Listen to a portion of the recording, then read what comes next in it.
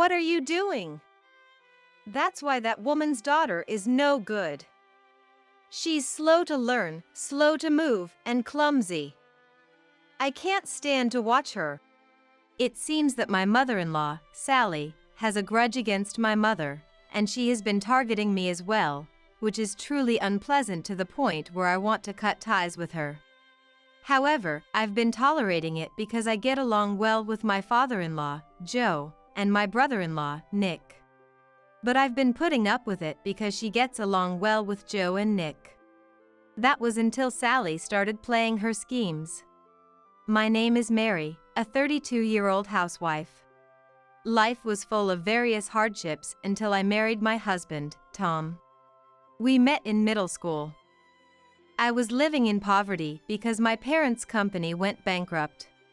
On the other hand, Tom was the youngest son of a well-established upscale restaurant owner. His mother-in-law never faced bankruptcy, and he was known as the richest kid in our class. It should have been the other way around. At that time, I thought so and was cold to Tom. But as we were in the same committee and got closer, I'm the youngest son, so my parents don't expect much from me, he said sadly. Seeing Tom like that made me realize that having money doesn't necessarily mean happiness. From then on, I was drawn to Tom, and on the day of our middle school graduation, I confessed to him, and we started dating, continuing even after becoming working adults.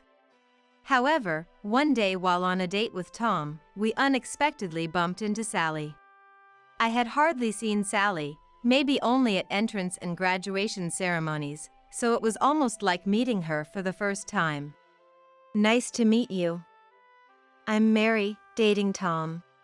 I greeted her, but Sally didn't return the greeting and looked at me sternly. I know. I've had your background checked. It's fine to date Tom for fun, but don't think you can become a part of our mother-in-law. Mom, why would you say that? Tom retorted strongly, but Sally ignored him and left. I was trembling with shock and fear, unable to look at Sally's face, and just looked down. However, Tom comforted me, and unexpectedly, this incident strengthened our resolve to definitely get married. Since then, I've gone with Tom to his mother-in-law's house for mother-in-law meetings.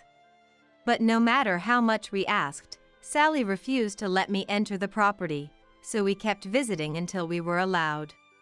However, mentally, it becomes tough when the situation of being turned away from the in-laws' house once a week continues for a year. Then one day, Sally, who always comes out to refuse us, was bedridden due to illness, and Nick, the eldest son, came out in her place. Mom's asleep, so come on in. Nick casually led us into the house, ignoring Sally's opinion. The house, belonging to a mother-in-law that runs a high-end restaurant, had a stylish and pleasant interior. Joe was in the restaurant's kitchen, and I'll tell him to come home after noon, Nick said, and until then, the three of us chatted. Tom seems to be close with Nick. When Nick talked about their childhood, Tom would get embarrassed, and it seemed like a fun brotherly relationship. Then Sally walked into the living room. What? I told you to turn away any women Tom brings. Sally spoke strongly, but she was coughing, seemingly unwell. There's no need to turn her away. Isn't it rude for Mom not to meet someone who's been coming for a year? Maybe that's true, but Sally, unable to say more, sighed and left the living room. Nick then politely apologized to me. Mary, I'm sorry about Mom. While this was happening, Joe came back and entered the living room, taking off his hat to greet us. Welcome. So, you're Tom's fiancé. What a lovely girl. We all welcome you here. I had thought Joe, being a chef, might be a difficult person, but he wasn't. Not knowing this, I nervously returned a forced mother-in-law, thinking he might be hiding his true self. It turns out only Sally is against the marriage, while Joe is rather welcoming. Though we run a high-end restaurant, we're not a strict mother-in-law. I don't necessarily want the kids to take over the business. Doing what they want and marrying who they love to lead a life without regrets is what's most important. Joe shared his opinion. Then Nick added, "It would be okay with just relatives, but Mom insists the marriage partner must be from a high-status mother-in-law." David might not know, but Mary and Tom have been turned away by Mom every week for the past year. Hearing this, Joe's expression changed. A year. If that's true, it's unforgivable. Bring Sally here. Nick went to call Sally, and she staggered into the living room, clearly unwell. What now? I'm not feeling well today. So be it. Let's keep it short. You've been turning away Mary, who's taken the trouble to visit our house, for a year. Well, it's because her parents ran a company, went bankrupt, and even got into bankruptcy. She doesn't fit in with our mother-in-law. So what? What does her parents' bankruptcy have to do with her? Isn't it wrong to oppose for such a reason? Then Sally, momentarily at a loss for words, brought up something I never expected. The thing is, Mary's mom was my classmate during my school days. I didn't like her.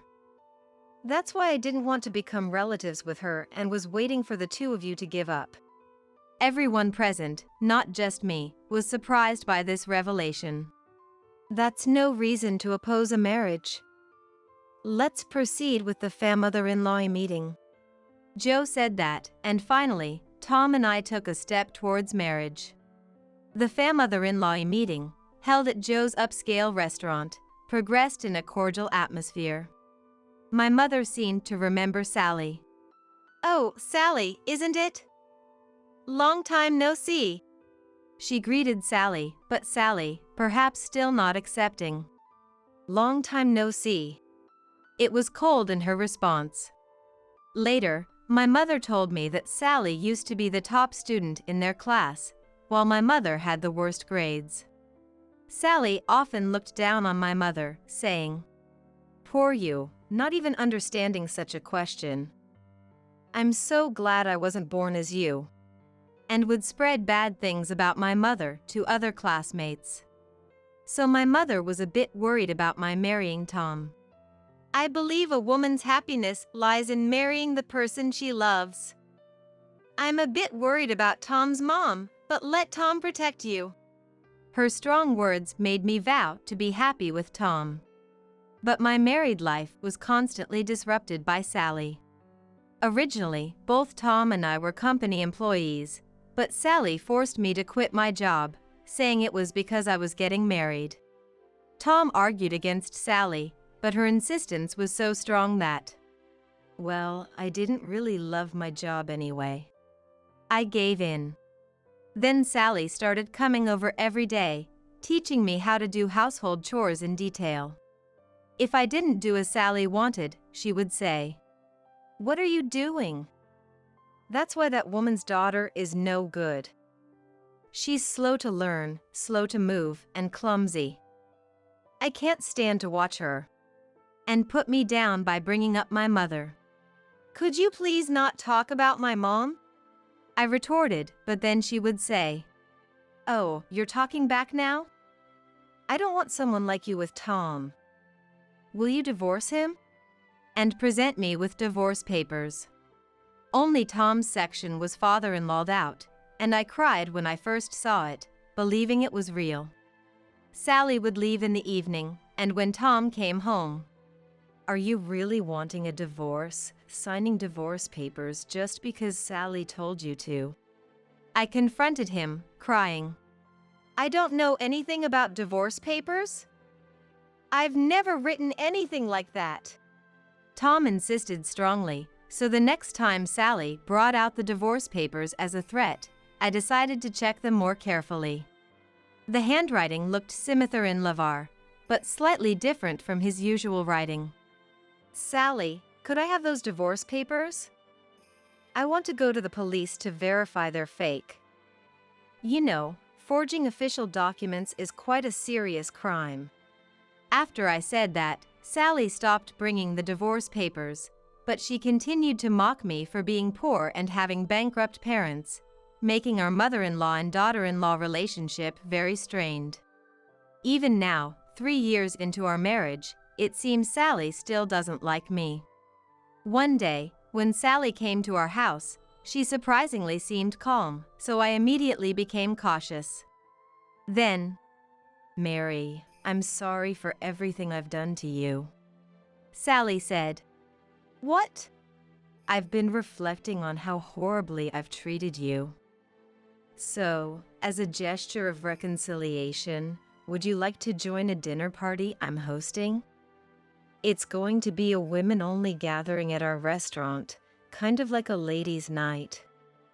It won't be just any women, but wives of company presidents and women who run their own businesses will be there. I also want to make amends with your mom, so please come together." She invited me to the event. Sally seemed genuinely repentant. There's no reason not to forgive someone who is truly sorry. Certainly, there are countless grievances from Sally delaying our marriage by a year, disrupting the married life I envisioned, and making unpleasant comments about my parents. But since Sally was apologizing, I decided to forgive her just this once.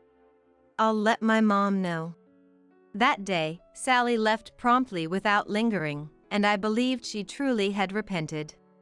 When I told my mother about it, she said, "We had our issues in the past, but now we're both parents of children, so we might get along. But if that's the case, I'd like to meet just you, me, and her. It feels odd to be with people I don't know." Initially reluctant, I relayed this to Sally and explained the reason.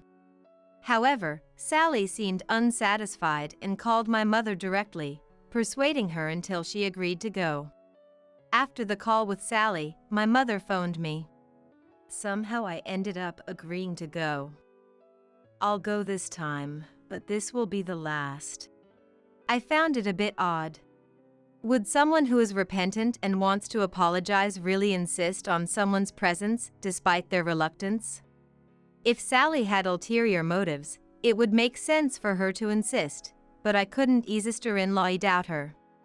I decided to trust Sally, who seemed to have genuinely repented and apologized that day. On the day of the event, I finished a light breakfast and arrived at the restaurant around noon, excited. The meeting time was 1 p.m., but no one was there, so I waited a bit longer. After waiting for 30 minutes and still no one showing up, I called Sally. "Sally, where are you? We're already at the restaurant." "I'm sorry. Some of the attendees needed a ride, and I got a bit lost." "You're driving?" "Sorry about that." "It's fine, I'm on speaker. My phone is on the passenger seat. I'll be there soon, just wait a bit longer," Sally said and ended the call. After another 30 minutes with no sign of anyone, I called Sally again. "Sally, are you still lost?" "I finally found the way, but there seems to be an accident, and I'm stuck in traffic. I think I'll be there in about 30 minutes. Is it okay if we go inside first?" "No. Actually, I wanted to keep it a secret, but there's a surprise set up in the reserved private room, and I don't want it to be seen. Also, I've informed the restaurant, so don't worry about the time." Understanding her point, my mother and I continued to wait outside the restaurant. An hour later, 2 hours after we began waiting, Nick arrived at the restaurant. I heard someone was waiting outside, but I didn't expect it to be Mary and her mom. "What's going on?" Nick appeared to be working, wearing a white chef's jacket and hat. "We're waiting for Sally. She said she got lost and then caught in traffic." "Do you believe that?" "That's Mom's lie. She's been dining in a private room with friends, already on dessert." "What?" Did they start despite missing 2 people? No, the count was exactly right. Then, my mother, usually gentle and calm, showed a terrifying expression I had never seen before. Would you mind taking us to that private room? Nick, turning pale, led us to Sally's room. As Nick quietly tried to open the door, my mother burst in with a loud bang. Everyone looked surprised, and Sally was initially shocked, but then... Oh, you found out? Thank you for waiting 2 hours. I told you to come 30 minutes later than the actual time. Wouldn't it be funny if a miserable mother and daughter were standing outside when we left? But now that it's come to this, there's no helping it. This place is a social venue for the winners. Could the poor people please leave? She looked down on us, smirking and laughing. However, Sally was the only one laughing. None of her about 8 friends were. Then, my mother, with a bright mother-in-law, responded. Is that so? How interesting. I recognize everyone here. Would you mind conveying a message to them? Cancel our deals. Deals? Yes. I know all these people. Some are company owners, others are wives of presidents. As my mother said this, Sally burst into laughter. Amazing, isn't it? You were a president's wife over 10 years ago, right? Are these from that time? But who wants to associate with someone whose company went under? What are you talking about? Yes, my husband once bankrupted his company and is now an employee, but I started my own company 5 years ago and made it big. I'm in business with these ladies here. It was a surprise to see them. You can't do that. You were always bad at school and clumsy. You'll bankrupt it again, won't you? Nobody knows when they might go bankrupt, but for now, it's growing well. Why are you stuck in the past? Don't compare me to my student days. My mother shouted this, and one of the attendees stepped forward. I didn't know about this. My apologies for any disrespect. But my colleagues and I here were unaware of this. We would like to continue a good relationship with your company. She mother-in-lawed and shook hands with my mother, then turned to Sally. Given this, we'll take our leave today. Asserting their disassociation, the women all left the room. Some even left their desserts unfinished, which I felt a bit sorry for. I thought this incident might make Sally reflect a bit, but suddenly she grabbed my arm. Mary! How dare you embarrass me like this, as a daughter-in-law? Angry, I immediately shook off her hand. Please stop! And I showed a reaction of rejection.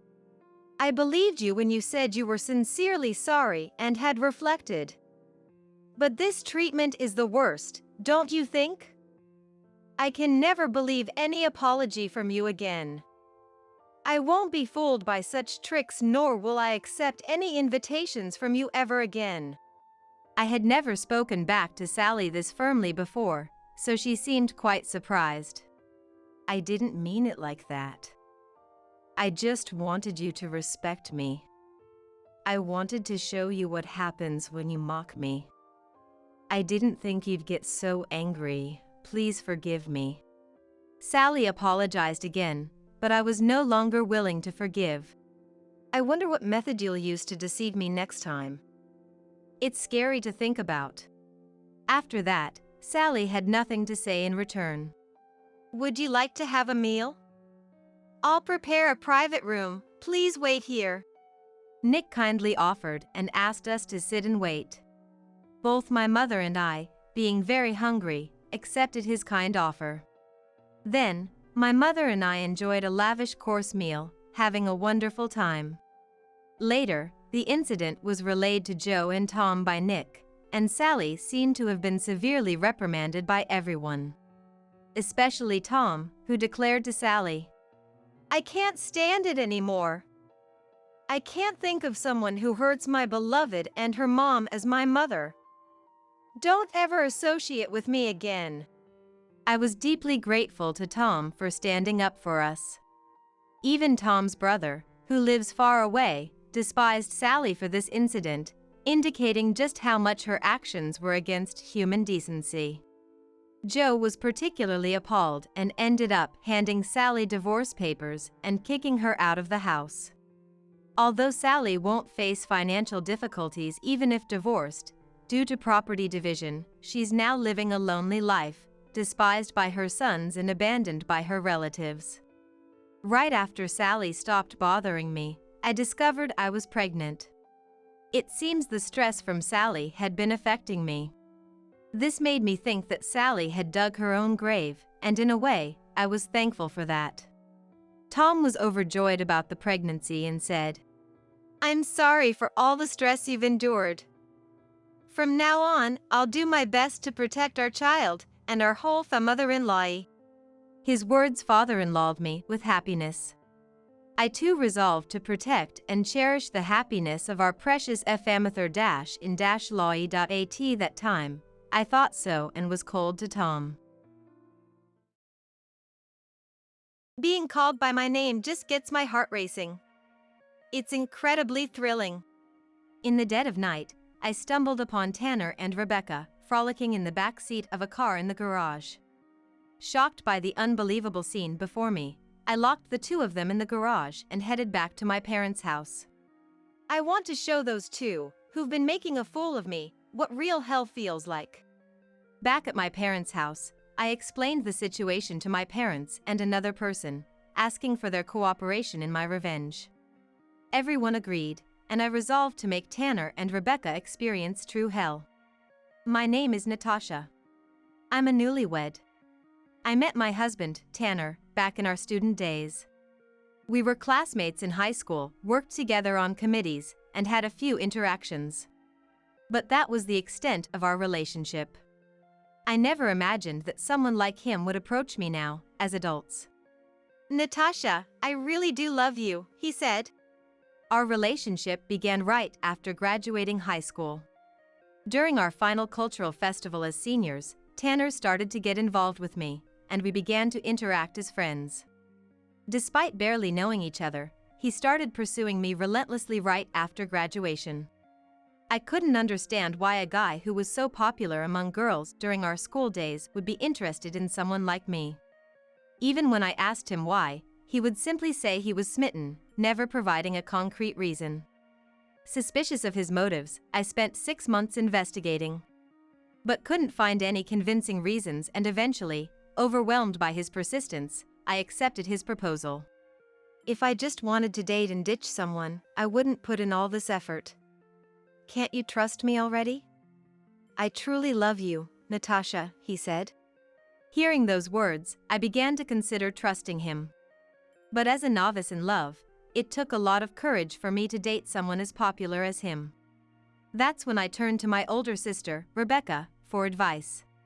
Rebecca was beautiful and stylish, rumored to be among the most popular in school, as I heard from her classmates. I thought consulting with Rebecca, who had plenty of experience in love, would help me find the answer. When I talked to her about it, her encouragement felt like a gentle push forward. "Just for dating, a playboy wouldn't spend 6 months. I really think Tanner is serious about you, Natasha. Why don't you accept it?" Rebecca's words convinced me to start a relationship with Tanner. A year went by.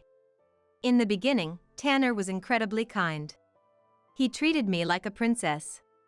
He took me to my favorite places, and every anniversary, birthday, and event was celebrated with a surprise, making it feel like a dream. For someone inexperienced in love like me, all these felt like fairy tale moments, and I was thrilled to have taken the chance with him. Until the day we decided to get married. "What's with this filthy room? I like things clean. You know what happens if you turn this place into a dump, right?" After deciding to get married, we bought a new house. Tanner worked as a laborer in his father's company, earning around $40,000 a year. He didn't have the means to buy a house. Yet, disliking used things, Tanner insisted I stretch our finances to purchase a new home. Calling household management a hassle, He dumped all responsibilities on me, living freely himself. This is your house too, so I wish you'd help with the cleaning. I have a job too, so let's support each other, okay? You can at least tidy up, can't you? I work as a nurse with irregular shifts. Tanner actually spends more time at home and earns $30,000 less than I do. Despite the significant differences in time and money, he doesn't cooperate at all. I cover all household expenses, while Tanner only spends his salary on leisure and consumables. Before marriage, he spoke of mutual support and striving together. But after moving in, Tanner changed completely. He became a total freeloader. I once tried to get him to cook, but the taste and his knife skills were disastrous. The house ended up a mess, and I gave up on having him cook. If I let him do the laundry, he'd throw everything in together, causing shrinkage and color bleeding. He was far from trustworthy. Even Mary, my mother-in-law, had concerns, but I never anticipated it being this bad until I saw it with my own eyes. You're the one who told me not to do housework, right?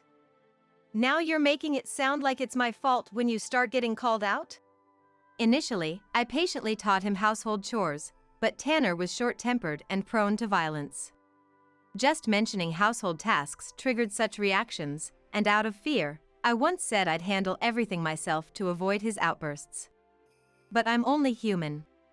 Nursing is many times harder than people think. My stamina has declined since my early 20s, making it tough to balance home life with work. And on top of that, the household chores have more than doubled compared to when I lived alone. I often wish I had extra hands. Is it so wrong to ask for help in such circumstances? Tanner becomes immediately enraged, showing his aggressive side whenever his sore spots are poked. Once, when I dared to stand up to him, he threw things against the wall and almost injured me. I've been scared of him and even considered divorce, but each time he would become uncharacteristically kind, showering me with love as if he were a different person. I'm sorry, Natasha. I'll never do this again. I truly value you. Please don't leave me. I genuinely love you. I can't live without you. Rarely feeling needed by others, I couldn't dismiss such affection from Tanner and saw no alternative but to forgive him. He was the first person I truly loved. I couldn't envision a life with good encounters after losing him. Such thoughts were reinforced by various things said by Rebecca and Tanner during our relationship. No one else would put up with someone like you, Natasha.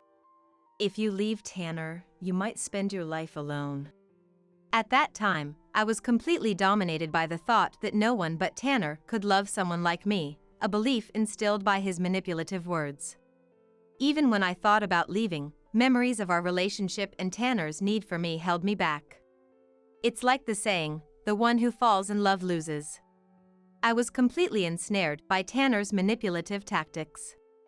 I want to support you if I can, but housework is just not my thing. I'm counting on you for that. Please don't say such sad things. I'll try to do what I can. He probably noticed my fear after his outburst. As soon as he approached me, he embraced me and gently stroked my hair to calm me. Tanner was skilled at using both the carrot and the stick, always making me feel needed just when I thought all was lost. For someone shy and introverted like me, being needed and loved by someone was a way to affirm my existence. Tanner had great communication skills and was an observant person. He was adept at manipulating someone to the brink of life and death. I was frequently bullied during my school days, which affected my self-esteem. Tanner exploited this, convincing me he was the only one who needed me. He claimed to love and accept even my flaws. Little did I know at the time, this was all part of his manipulative tactics. To be honest, it never even crossed my mind. Until the day I witnessed that scene. As our first wedding anniversary approached, encouraged by my parents, we decided to have a wedding ceremony with Tanner. Rebecca had her wedding at a garden, but where do you plan to have yours? Maybe a church wedding would be nice? The decision to have a ceremony was partly due to my parents' suggestion. Dad and Mom have always been deeply concerned about me. They know I'm the kind to care for others, sometimes at my own expense, readily sacrificing myself for the sake of others. When I became a nurse, they worried if I could truly handle it. You have a kind heart that tends to overdo things. Remember, it's not good to always put others first. Take care of yourself too. Despite their worries, they were my biggest supporters when I decided to become a nurse. Dad's concern also came to the forefront when it came to my marriage. Usually not one to meddle, Dad for the first time wanted to have a serious talk with Tanner and invited him over. Natasha is our treasure. If anything happens to her, I'll never forgive you. Are you prepared to take care of her? Dad didn't hesitate to intimidate Tanner, who seemed nervous. But Tanner didn't flinch and insisted earnestly that he wanted to marry me. I also want a solemn atmosphere for the wedding, so maybe we should look for a church. I know I've been a burden to Natasha, so I want to make the main event especially wonderful for her. Lost in thought, Tanner's voice brought me back to reality. Seeing Tanner smile sheepishly made my heart race. I never imagined he thought that way. Partly because his words and his everyday actions are so different.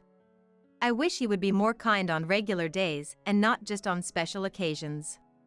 If we could just eat together, watch movies in the living room and laugh, I'd be so happy.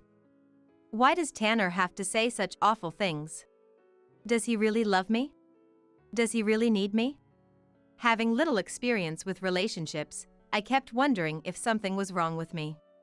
Maybe Tanner's lack of desire is because I'm lacking in some way. I must try harder. I convinced myself, suppressing any thoughts of confronting Tanner. Contrary to my feelings, Dad and Mom seemed impressed by Tanner's words, looking at him kindly. You're lucky, Natasha, to marry such a good man. My parents thought Tanner was a good husband. And at that time, so did I. It's true, Natasha is so lucky. She's not good at much besides housework. Are you sure you're not missing anything, Tanner? Rebecca, who happened to be there, sat next to Tanner without hesitation. She flirtatiously placed her hand on Tanner's knee and looked up at him. No. That's not true at all. Rebecca is the opposite of me, sociable and beautiful. She's always fashionable and brand conscious. And thanks to her husband who runs an IT company, she lives a lavish lifestyle. Rebecca often looked down on me, belittling me to elevate herself. But she too was adept at getting her way, manipulating me skillfully. Back then, I didn't realize I was being used by Rebecca. I felt happy to be relied on and pampered. Is that so, Natasha? You too shouldn't let go of such a good man so easily either. After all, you're just a burden with no redeeming qualities. Rebecca! Such mockery was a routine occurrence. She used her pretty face and tears as weapons, pushing people away from me. Everyone seemed to side with Rebecca. The only exception was my parents. Mom always scolds Rebecca sharply whenever she mocks me. Seeing no way to turn the situation in her favor, Rebecca quickly leaves the scene, but the pain in my heart lingers. What was a joyful moment is ruined by Rebecca's words. Tanner, along with Dad and Mom, apologizes, but he just laughs it off, saying it's nothing. Deep down, I wish for some comforting words, but I don't have the courage to ask for such audacity. It's my fault, as always, I tell myself, accustomed to resolving things on my own. Time passed and it was now the day before the wedding. The ceremony was set to be held at a church, and today, Rebecca was visiting my house. She said it was closer to the venue from our place. Let's call it a night since it's early tomorrow. I'm borrowing your bed. After having dinner and a shower, we enjoyed some drinks. It was past 10 p.m., and we were all feeling the effects, so we decided to get some sleep. I would share the bed with Tanner, and Rebecca would sleep in my room. Around midnight, with the feeling of warmth vanish from the futon, the chills woke me up. Tanner? It was still autumn, a bit chilly for a nighttime stroll. Maybe he went to the grocery store without saying anything? It was unusual for Tanner to leave like that, so I decided to look around, starting with checking the car in the garage. That's when I heard it. No, Tanner! It sounded like Rebecca's voice coming from the direction of the car. Tanner's car was there, not looking like he went to the grocery store. Thinking Tanner might be nearby since Rebecca called his name, I walked towards the sound. Being called by my name just gets my heart racing. It's incredibly thrilling. I spotted the two in the back seat, engaged in something. Just as I was about to approach and call out, I witnessed an unbelievable scene. Rebecca, can you keep your voice down?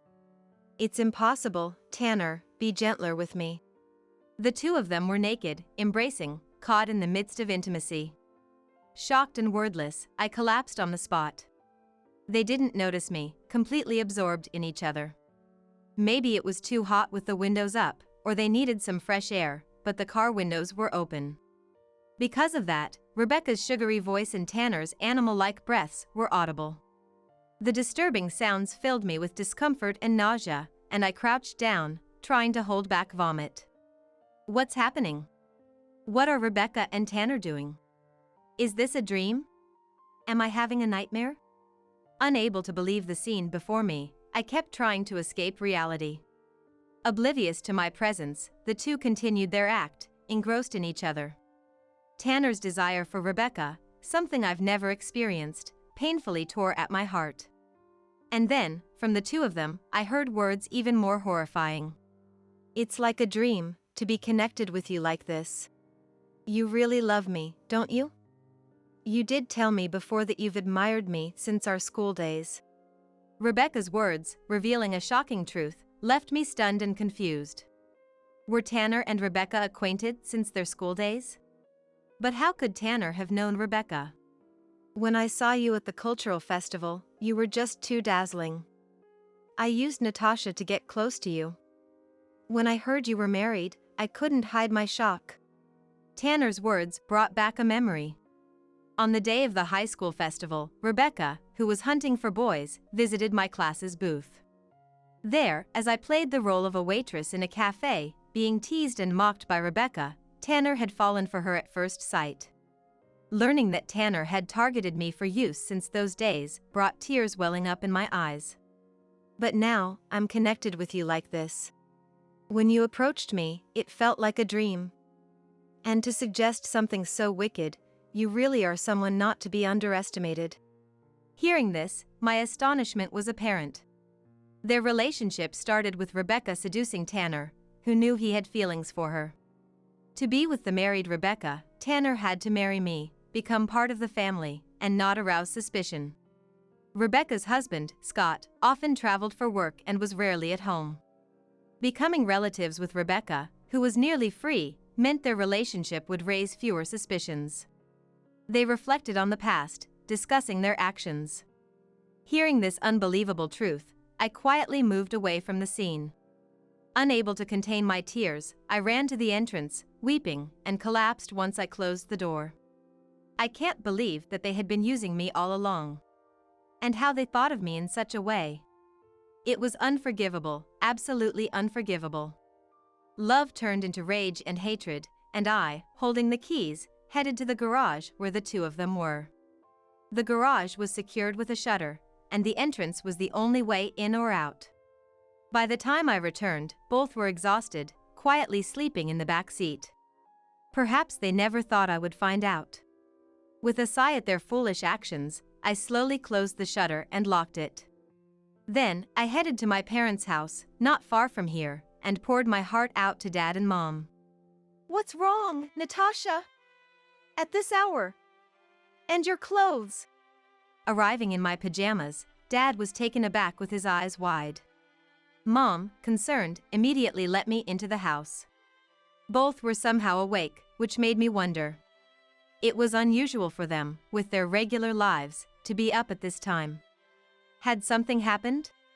With that question in mind, I stepped inside, only to find Scott, of all people, sitting on the sofa. Good evening, Natasha. What's going on? Why are you dressed like that? Did something happen? Scott was indeed sincere and a gentleman. Too good for Rebecca, he too must have been deceived into marrying her. As I hesitated about whether to share the day's events, Scott seemed to sense something and spoke up. Did you hear it too? Scott asked. At that moment, my eyes widened in shock. Hear what? This. Scott said, pulling out a recording device. The voices I heard from it left me speechless. So bold to suggest something so wicked, you really are not to be underestimated. It was a recording of the very conversation I had overheard between Tanner and Rebecca. How do you have this? My voice rose in surprise, and I was visibly shaken. Scott, looking uncomfortable, started explaining. Rebecca had been reckless with money and men. He found out 3 months ago when someone from his company reported seeing Tanner and Rebecca entering a hotel. After discovering the affair, Scott hired a private investigator to gather evidence of their infidelity. Today, knowing Rebecca was visiting my house, the investigator intensely monitored her, capturing this recording. At first, I thought if money could make up for my absence and make Rebecca happy, I'd stay out of it. But when Tanner got involved, it was a different story. I couldn't stand it, knowing how much you cared for him. Scott had always cared for me like a real big brother. And he couldn't bear to see me hurt because of them. Just knowing how he cared was a relief to my heart.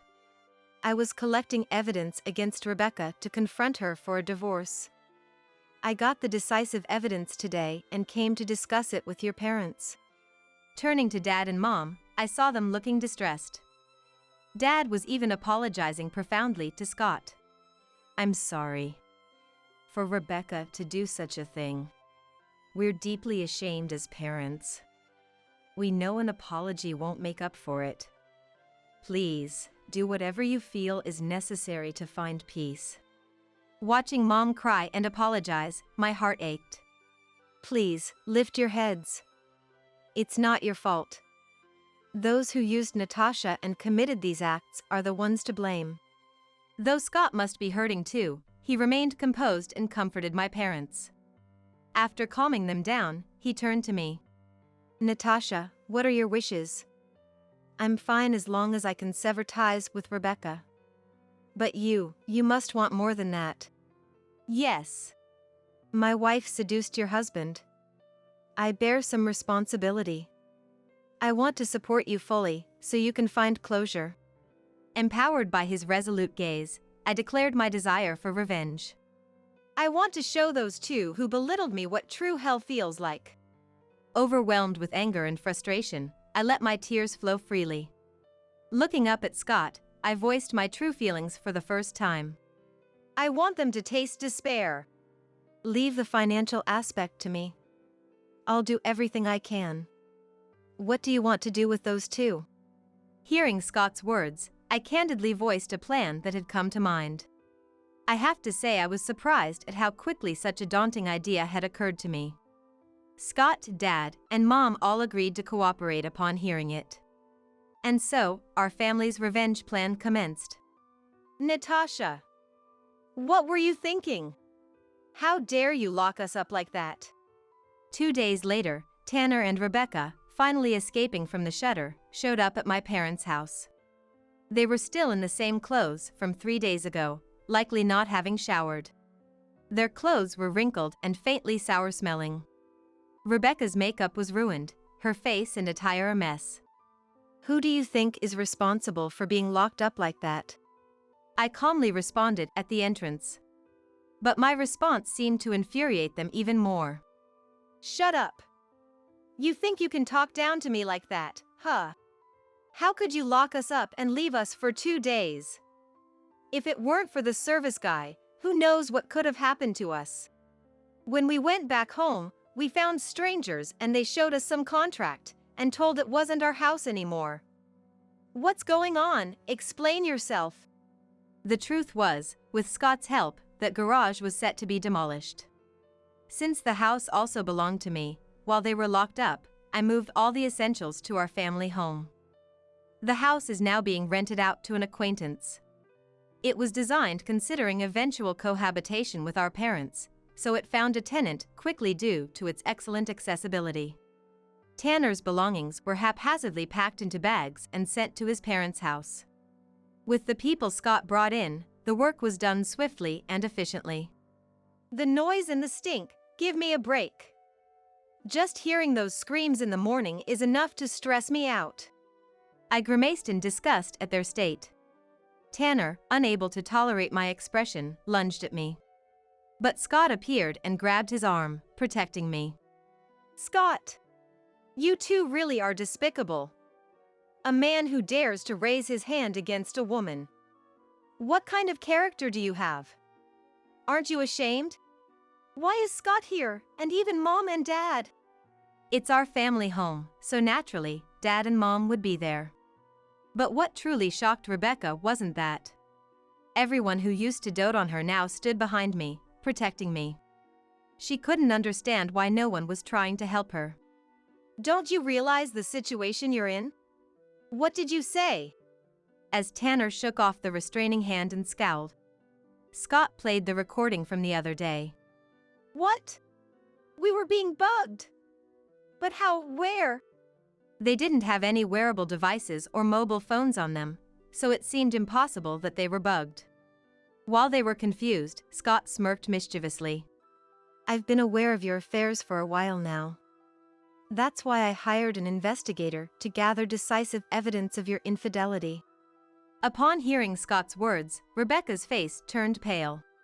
She thought her affairs had gone unnoticed, never imagining she was under investigation. Overwhelmed by the professionalism of the investigators, Rebecca was speechless, as if engulfed in darkness.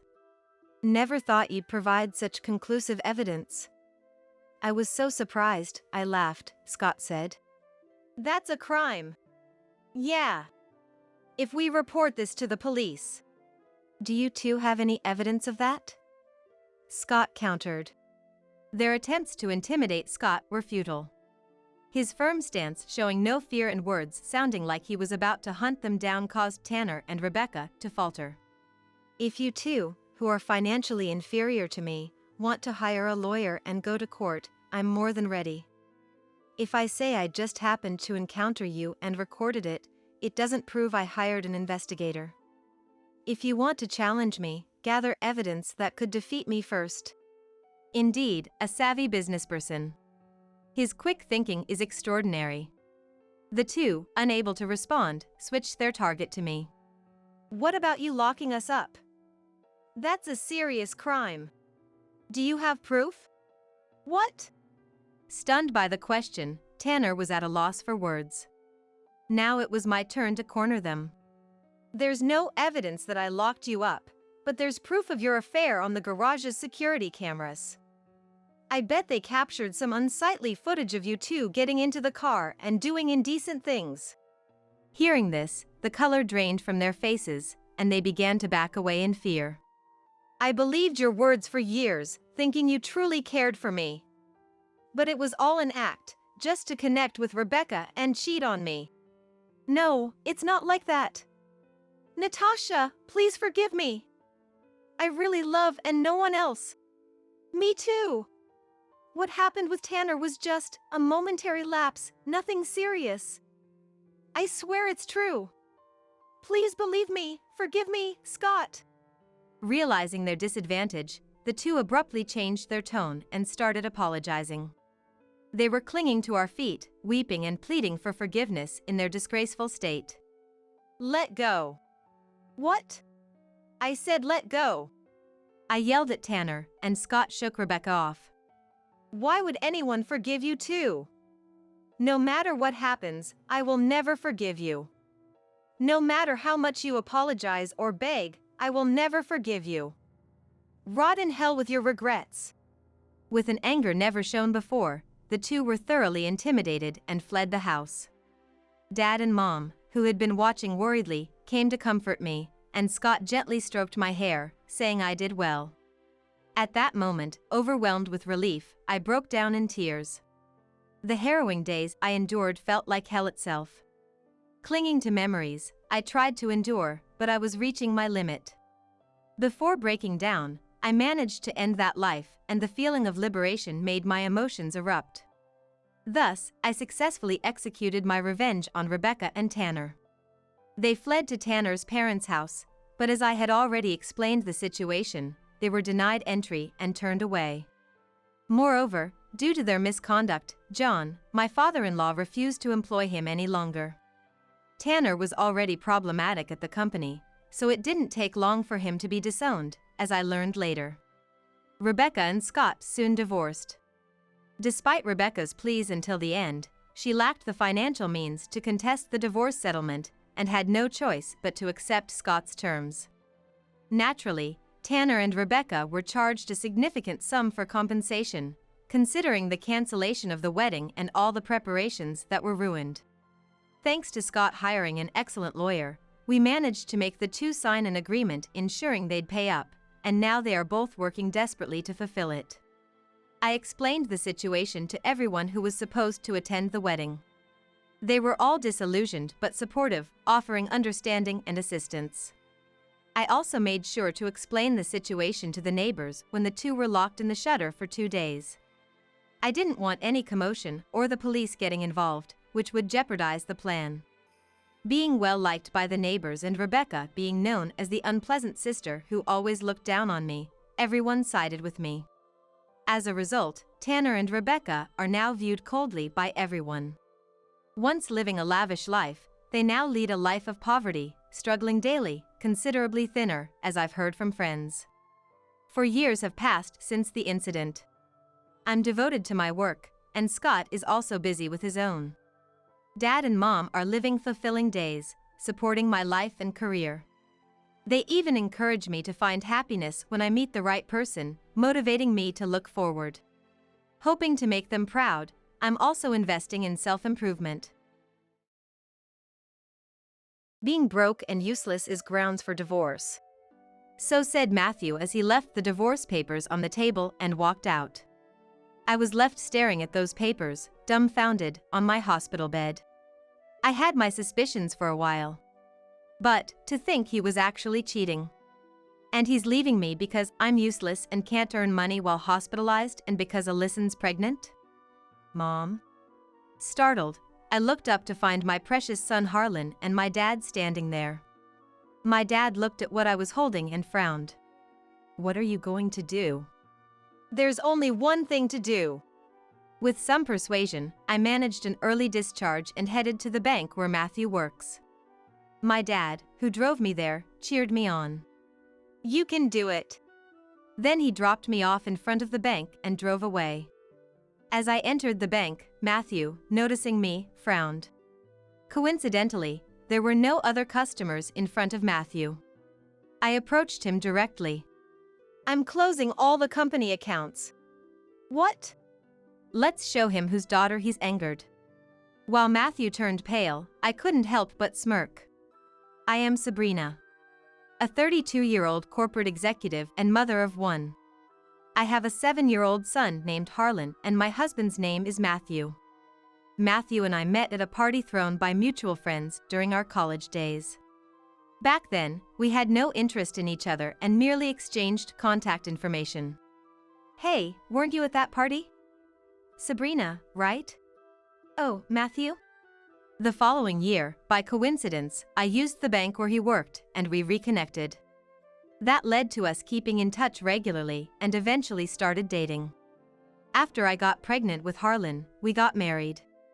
Matthew was known for his serious and meticulous work, which made my friends envy that I had him as my husband. I, too, was happy to have married him. Mom, why does this become this? Hold on a sec. I don't know that much myself, so I'll look into it. Okay. Harlan, perhaps inheriting traits from Matthew, is studious and curious. He's always asking questions, which keeps me on my toes with my own studies. What's this? Why? Surprisingly, Harlan's admiration is not for Matthew but for my dad. My mother passed away from illness, and my dad, despite his busy work life, raised me as a single parent. I'm sorry, but it's hard to get along with your dad. Well, it can't be helped, but don't say that to him. He's quite sensitive about it. No way, I could. My dad is a kind man but looks intimidating and somewhat scary. Matthew is also not comfortable around him due to his appearance. My dad, aware of this, has always tried not to interfere too much. Thus, our life was peaceful at the beginning, a life that seemed full of promise.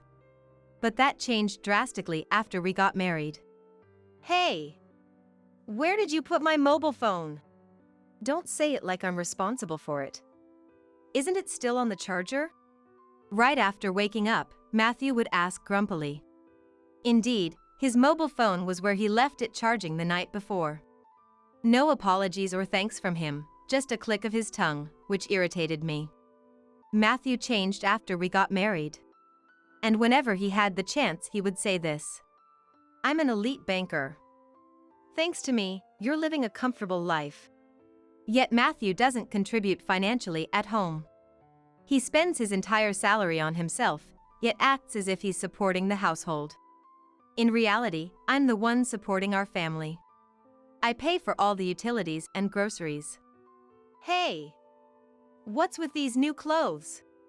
They're for Harlan. He's outgrown his old ones. Don't spend my money on luxuries. I'm paying with my own salary. I don't even have access to your account. Yet, if I take Harlan out for a meal or buy new clothes, he immediately complains. He seems to dislike any form of luxury, no matter how small. On the other hand, my dad is the type of person who's willing to spend money for our sake. The apartment you're in now is too small, right? That's why I bought the condo you and Matthew wanted to live in. And it's not far from my place, so I could be close with you guys. He said, laughing, and gave us the top floor as a gift. And to be there for us in times of need, he lives on a different floor in the same building. Mom, can I go to Grandpa's? Of course, but just because it's the same building doesn't mean you can stay out late. Make sure you come back before it gets dark. Okay. It might be natural for Harlan to be closer to his grandfather than his father, Matthew. Whenever he has the chance, Harlan goes to see my dad. Where's Harlan? At Dad's place. Is that so? Matthew never complains about my dad to him directly. And it seems he's careful not to say too much around Harlan, fearing he might tell my dad. It's just me he's bold with. Certainly, I keep quiet not to trouble my dad. Well, if it's just complaints, I can ignore them. That's how lightly I thought of it as. And so unlike my dad, Matthew doesn't participate in childcare at all. I've been called out by Alyson, so I'm heading out. What? Again? And it's Matthew's childhood friend Alyson who's stealing away his time from childcare. I dislike her, more than just being uncomfortable around her. Matthew and I are like siblings. So please don't misunderstand. Every time she meets me, she would say something like that. Yet, she always tries to assert her dominance. Matthew used to be. As if she knows Matthew better than I do, which is just annoying. Valeria, Matthew's mother-in-law, also dotes on Alyson, which complicates things further. Why did Matthew choose such a woman instead of Alyson? He should have married Alyson. When called to my in-laws, Valeria made sure to say such things loud enough for me to hear. John, my father-in-law, always scolds her for it, but she doesn't seem to care. Alyson claims to be a natural airhead. I'm just a natural airhead, that's why I rely on Matthew so much. I don't mean to make Sabrina uncomfortable. This might be okay if she were younger. But she's 28, not exactly young. It's time she acted her age. The reason she and Matthew didn't end up together is because of John. I don't want such a woman even as an in-law. If it really comes down to it, I'll divorce you. Alyson can hardly be called as a good person. She's notorious for playing around with men and doesn't work either. Whatever she wants, she gets Matthew to buy for her. John despises Alyson and strongly opposed their relationship. I could never understand why Valeria adores Alyson so much. I'm sorry for my wife's behavior. It's not something you should apologize for, John. Matthew too. To not defend his wife from such remarks, and instead, being friendly with such a woman. True to John's words, no matter what Valeria says about me, Matthew never defends me. Sometimes, he even laughs. Why do you say those things, Grandma? If Mom and Dad hadn't met, I wouldn't be born. Does that mean I'm an unwanted child to you, Grandma? No, that's not true at all. Harlan always stands up for me in place of Matthew. Harlan may not understand how children are made, but he knows they can't be born without both parents. Valeria adores her brilliant grandson, so she refrains from making such remarks in front of Harlan. In that aspect, Valeria and Matthew are very alike, making it seem they really are related. I have plans to drink with Alyssa tonight, so I'll be home late. Oh, really? Gradually, I started to wonder if Matthew was necessary for us at all. And I began preparing for divorce. Harlan seemed to sense something too. If there's anything I can help with, just let me know, he said, showing concern for me. Then, I was summoned by Valeria. I really didn't want to go, but she kept calling persistently enough that it would affect my work if I didn't show up. John is away on business, so there's no one to carry heavy things. Can you buy some rice? Apparently, John was on a business trip.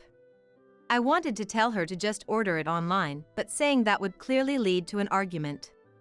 After being tasked with carrying heavy items after work, I was exhausted.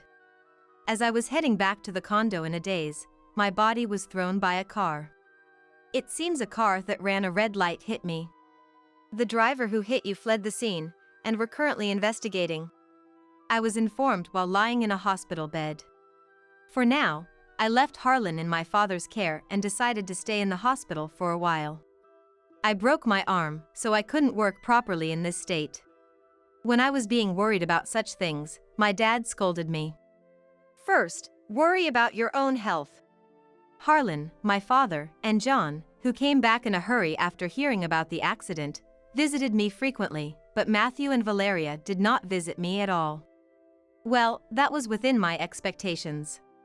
Coming in. What?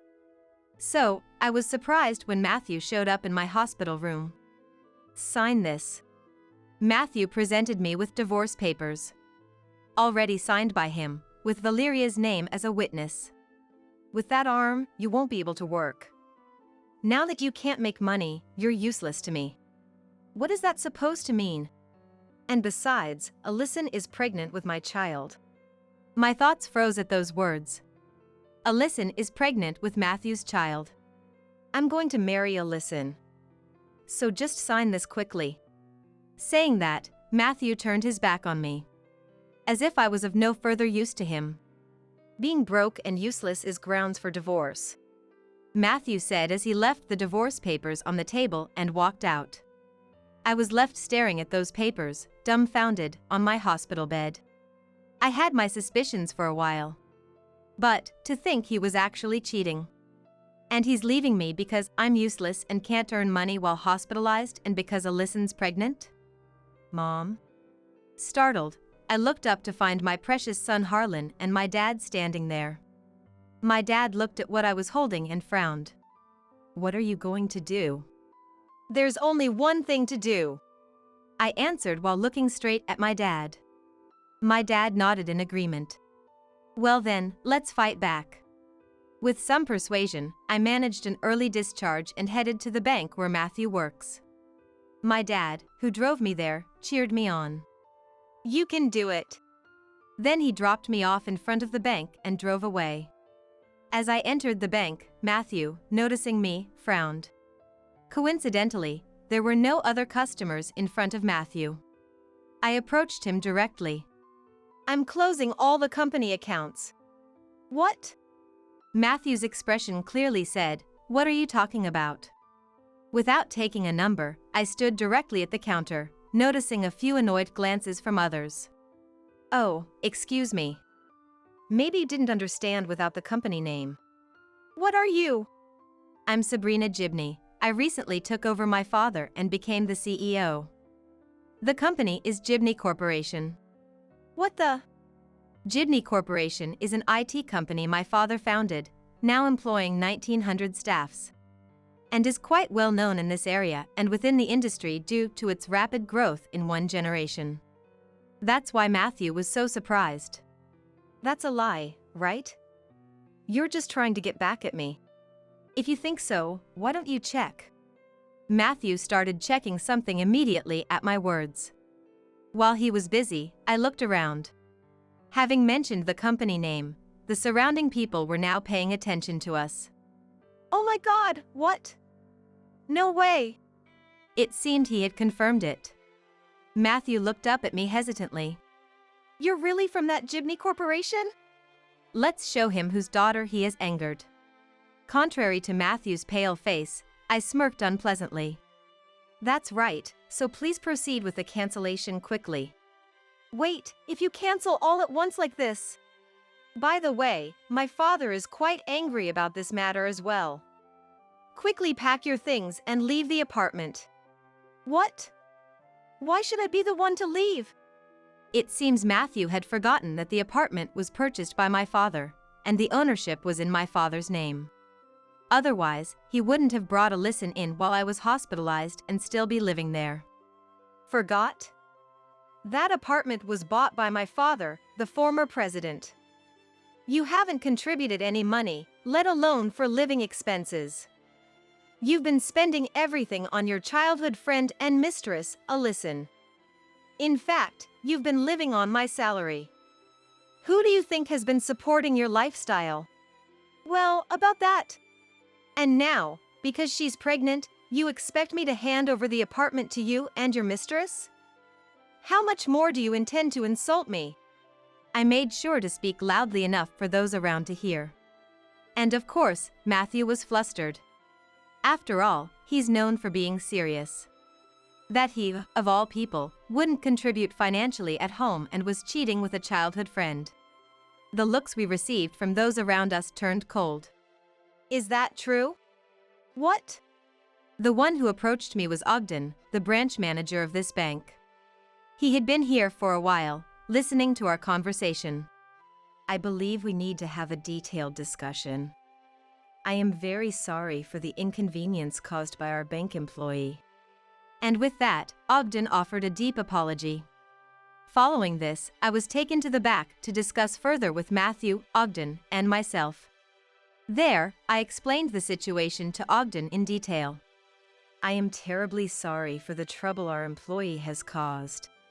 Ogden sighed deeply and apologized again. Next to him, Matthew sat looking displeased, and to that, Ogden forcibly grabbed his head to make him apologize. I understand your feelings, Sabrina. It's natural not to want to entrust your money to a bank that employs such people. If you're considering closing your account, we can arrange that.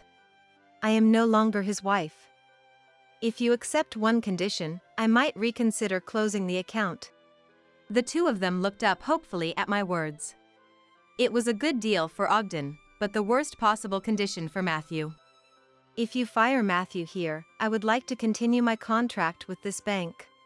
What? Of course. We were actually planning to let him go. It seemed Ogden had already intended to do so. Matthew, initially confused, gradually turned red in the face. As he was about to say something. Excuse me, but Sabrina's father has arrived. Another bank employee approached us. I had asked Ogden to let him in, thwarting Matthew, who, frustrated, closed his mouth. Why do I have to be here? What? Mom? Sorry for making you wait. Dad entered, firmly holding Valeria's arm. Valeria, looking displeased, glared at me upon seeing me. This is your doing. What are you trying to accomplish? I'll never forgive you for treating your mother-in-law like this. Quiet. As Valeria began to shout, my dad fiercely scolded her. Giving an even more intimidating look, he managed to silence them. I know you've been harassing my daughter. Calling her for trivial tasks, making her carry heavy things. Despite this, instead of showing gratitude, you prefer to listen, and you made sure my daughter heard it. And Matthew, far from defending, laughed, and even Harlan had to step in to protect her. My dad's angry voice echoed through the bank. Matthew tried to intervene but remained silent under my dad's stern gaze. And I'm aware that Alyssa is the one who hit Sabrina. That woman has already been arrested by the police. Could Alyson really have done such a thing? Why are you surprised? You're the mastermind. My dad scolded at her even more. Meanwhile, Matthew, seemingly unaware, froze in shock. What? You both are the worst. Sabrina, let's go. Yes. Prompted by my dad, we headed outside. Ogden followed, apologizing repeatedly. Thinking I might continue the contract with Ogden in charge, we heard Matthew and Valeria arguing loudly behind us. It seemed they were blaming each other. Their voices could be heard outside, and the customers and bank employees who were present whispered that what they had heard was true. Just as planned. Yes. They reacted just as we expected, which helped. Our plan had gone smoothly, and we left the bank laughing confidently. As a result, Matthew was indeed fired. Thanks to the police conducting a thorough investigation, Alyson received a prison sentence. As for Valeria, she was forced to divorce John after it was discovered she had instigated Alyson to run me over in an attempt to get rid of me. Valeria was also taken into custody by the police. Welcome back, Mom, Grandpa. I'm home. Thank you for looking after Harlan, John. No problem. Seems like you've settled everything at the bank. After cornering Matthew and his accomplices at the bank, I went to pick up Harlan, whom I had left with John. John had helped a lot this time too. He found evidence that Valeria was instigating Alyson and discovered notes about their plan to eliminate me, which he handed over to the police. When I thanked him for everything, John said with a smile, "You did great." Since then, my days have become busier than ever. Being busy as a next-in-line president and a board member already, becoming president has added even more responsibility on me due to Matthew. And as for my dad, he started a new company. I've always wanted to start a new company, he said, pushing the presidency onto me, eager to show Matthew up. Because of that, both my father and I became busy, so John has been looking after Harlan. Apparently, John's business trip was forced upon him because Valeria was having an affair with his boss. He took early retirement and moved into a vacant apartment in our building. I'm currently studying about remote work. Planning to eventually entrust him with work, I've sent someone knowledgeable his way. He seems very capable, so I'd like him to excel in my new company. It seems my dad and John got along very well after this incident, often visiting each other's apartments to drink and chat. On the other hand, Matthew, having been driven out, returned to his empty family home. Unable to find employment at any bank with rumors spread by my dad and I everywhere, he was left unemployable, forced to pay me compensation through debts. Now, spending his days tirelessly working part-time jobs, he came crying to us, but we collectively ignored him. Once rumored to be on the fast track to becoming a branch manager, he has fallen far. When I grow up, I want to be like Grandpa. Harlan has come to respect my dad even more after this incident. Seeing him as a hero for rescuing us from the malicious acts of Matthew and Valeria. Would you take over for Grandpa someday? Yes. Hearing Harlan's willingness to follow in his footsteps, my dad was overjoyed. Determined not to be outdone by my father, I resolved to work even harder. Eventually, both my company and my father's company settled down. Oh, welcome home, Mom. Welcome back, looks like you worked hard. When I come home exhausted, I find John had already prepared dinner for us. I helped today too. Really? That's great, Harlan. I'm looking forward to dinner. Praising Harlan's effort with a smile, my dad also returned home late. Then, the four of us sat around the dining table, chatting and eating dinner together. In stark contrast to us, Matthew and his accomplices were scattered. Matthew piled up debts upon debts, eventually becoming indebted to a loan shark. And I heard rumors he was put on a ship.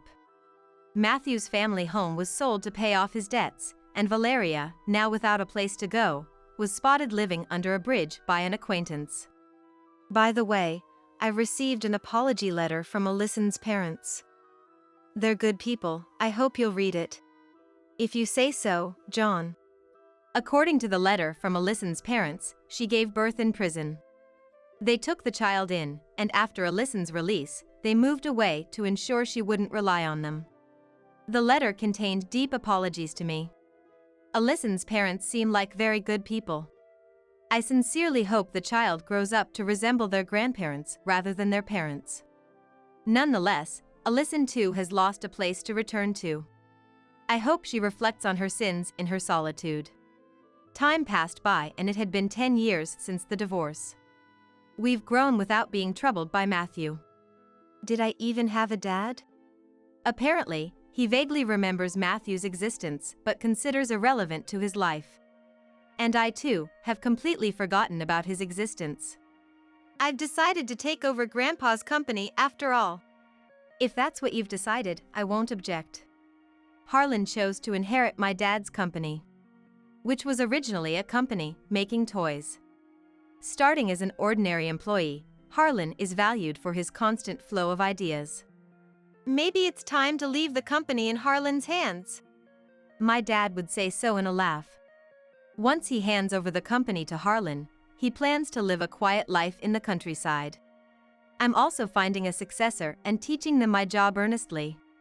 Once they've grown enough, I too might consider early retirement and start a new path. With that thought of future in mind, I will continue to work as the CEO. Mom's been in an accident and taken to the hospital. Please, can you drive me there? I pleaded with my husband, tears streaming down my face. I had just received word that my mother was in a critical condition, unconscious after a traffic accident. However, upon hearing the situation, my husband responded, "I can't, I'm off to a company trip now," bluntly refusing my desperate request. Even as I persisted, he mocked me, saying, "The trip is more important to me. Visiting someone else's mother in the hospital is a waste of time. I'm definitely not going. My name is Jane. I'm 29 years old. My husband, Ben, who is a year older than me, and I got married 2 years ago, both of us working full-time. We met in the same university club. Although the club had many members and it was hard to talk to everyone, we ended up sitting next to each other at a drinking party one day, which led to us becoming close. We also discovered that we both were only children who grew up in single-mother households after losing our fathers early, which quickly brought us closer together. We started going out more and naturally progressed to dating. When we both became comfortable in our jobs as working adults, Ben proposed. Neither of us is currently thinking about children since we're both focused on our careers. However, we do want them eventually and have talked about buying a detached house when the time comes, shortly after getting married.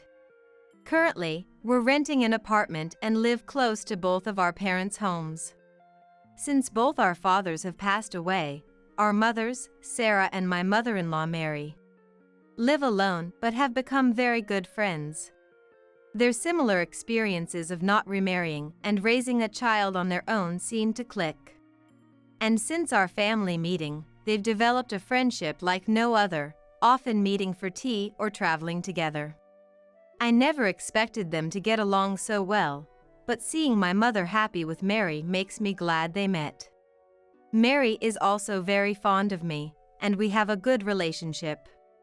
However, Ben isn't too thrilled that Mary seems to prioritize my mother over him. He has quite the mama's boy trait. I knew from his behavior even before we got married how much he cherished his mother, which I understood, coming from a single-mother household myself.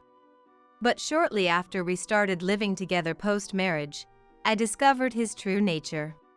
One holiday, I received a message from my mom with a photo attached, saying she was having lunch with Mary. Having lunch with Mary now? I read the message, accompanied by a photo of the two of them smiling, which naturally brought a smile to my face too. "Hey, Ben. Looks like Mary and my mom are having lunch. Look, she sent a photo." I said, showing the image to Ben, who was at home at the time. However, his mood soured immediately upon seeing it, and he clicked his tongue in annoyance. What's this? Some kind of spite against me? Huh? What are you talking about? At that time, I hadn't realized Ben disliked my mother. True, Ben often didn't talk much in front of my mother. But I thought it was because we were newly married and he was just nervous. I never imagined he would resent my mother simply because she got along well with his own. Lately, every time I invite Mom out for a meal, she turns me down saying she has plans with Sarah. Doesn't your mother know the meaning of restraint? I was shocked to hear Ben think this way and speak ill of my mother. Mary, too, seemed to have realized early on that Ben disliked my mother. There was a time when we were dining out as a group, and Ben made a snide remark towards my mother, which Mary couldn't stand and scolded him. Ben, what is this attitude towards Sarah? Enough is enough. What? You always side with this person. Haven't you always said I'm your precious son? It's not funny preferring someone you've recently become close with over your own son. Ben retorted, but I honestly found his attachment to Mary to be unnaturally strong. Later, when Ben wasn't around, Mary apologized to my mother and me. I think I've spoiled that boy too much. I'm truly sorry. There's no need for you to worry. I'm not bothered by it either. Ben really loves you. My mother, being gentle-natured and not prone to anger, seemed to accept the situation without blame. However, I could tell right away that she was hurt inside. And Ben, without considering my mother's feelings, progressively worsened his behavior over time. Although Mary would defend my mother, preventing Ben from openly attacking her, he would complain to me whenever my mother and Mary seemed close, eventually even starting to regularly speak ill of my mother. Not long into our second year of marriage, I couldn't take it anymore and had a huge argument with Ben. After a fierce exchange of words, the fundamental issues remained unresolved. And since then, our relationship has become awkward, with less conversation than before. Lately, I've noticed Ben's been coming home late and going out alone on weekends more often. Feeling something was off, I asked him directly. Work's been busy. Lots of overtime and working on weekends lately, he said. Despite his explanation, I couldn't shake off my feeling of unease. Then, one Sunday, when we both had the day off, I noticed Ben packing early in the morning. It seemed he wasn't going to work after all. Just as I was about to ask why he was packing, my phone rang with a call from an unknown number.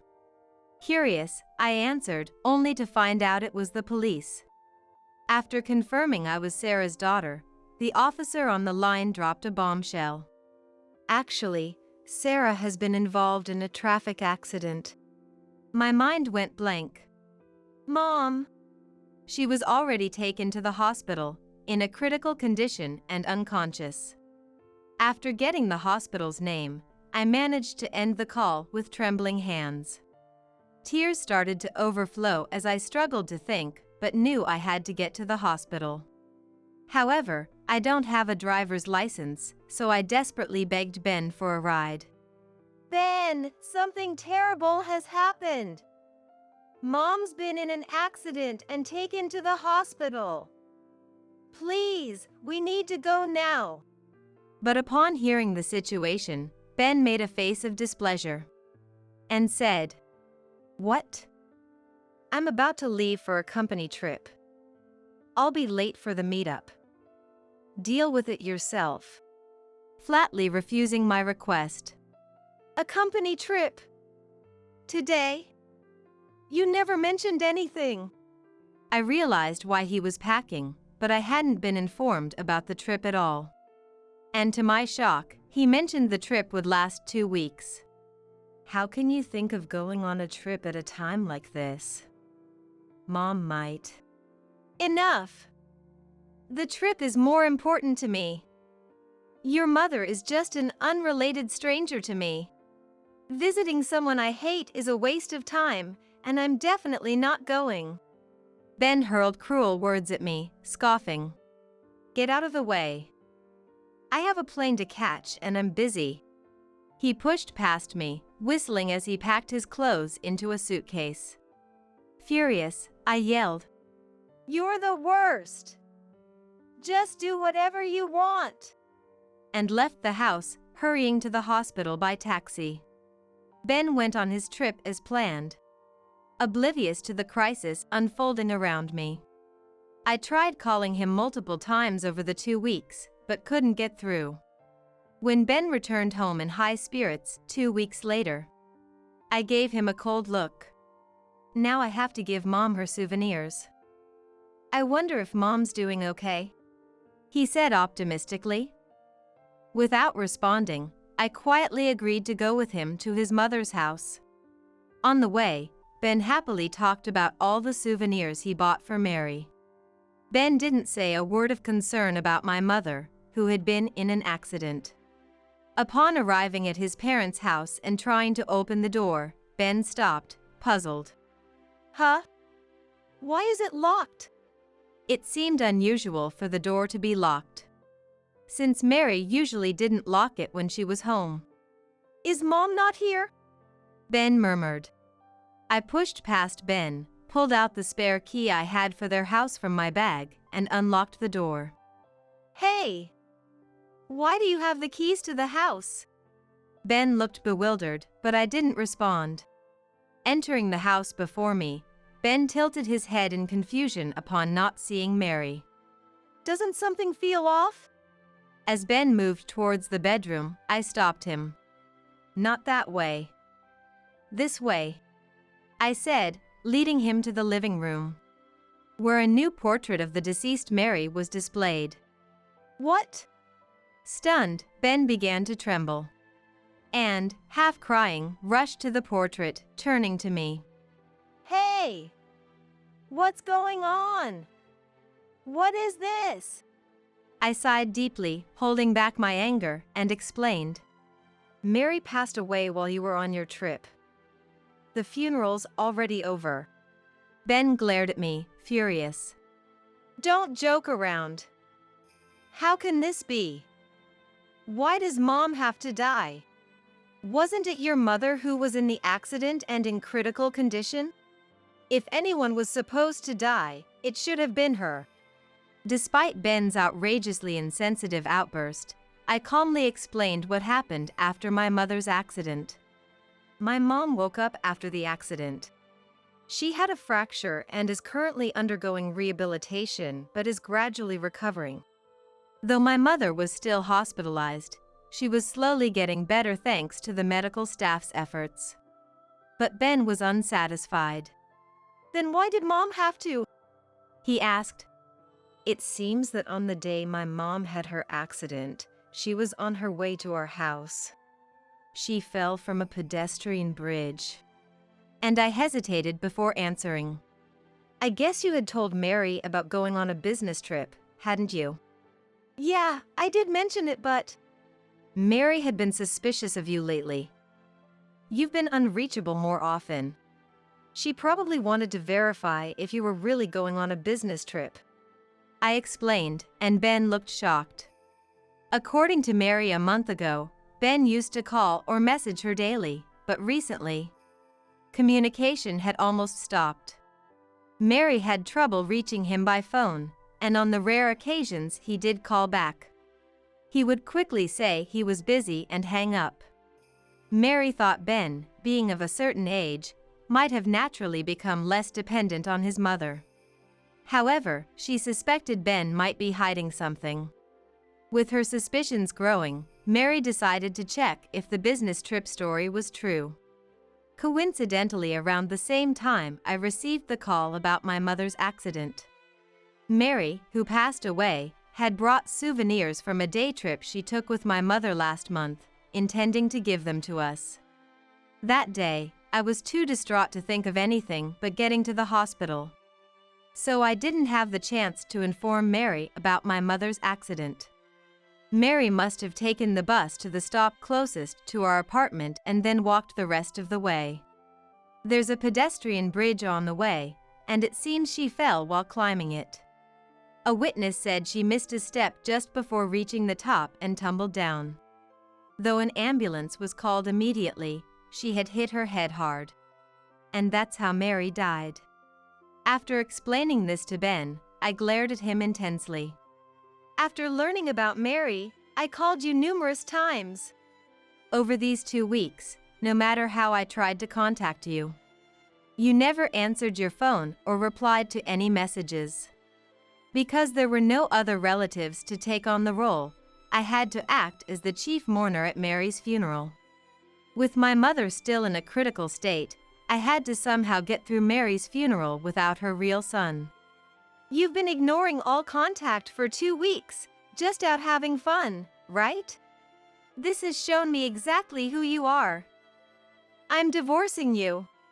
Upon declaring this, Ben collapsed to the ground, crying loudly. How can you say that right after Mom died? Now's not the time for divorce talk, is it? I didn't contact you because I was always with my coworkers. I had no time. As Ben sobbed and made excuses, my anger only grew. Stop lying! I raised my voice and pulled out a piece of paper from my bag, thrusting it in front of Ben. It was the itinerary for the company trip I found in Ben's room. It says here the company trip was from the 12th to the 19th for 1 week. But you were gone from the 5th to the 19th. You said just before leaving it was for 2 weeks, right? So what were you doing and where were you from the 5th to the 12th? Well, that's... I know. You were cheating, weren't you? And you spent that week with your affair partner, right? As I spoke with certainty, Ben, who had stopped crying, began to panic. What are you talking about? Cheating. I took leave for the remaining week to go on a trip with friends.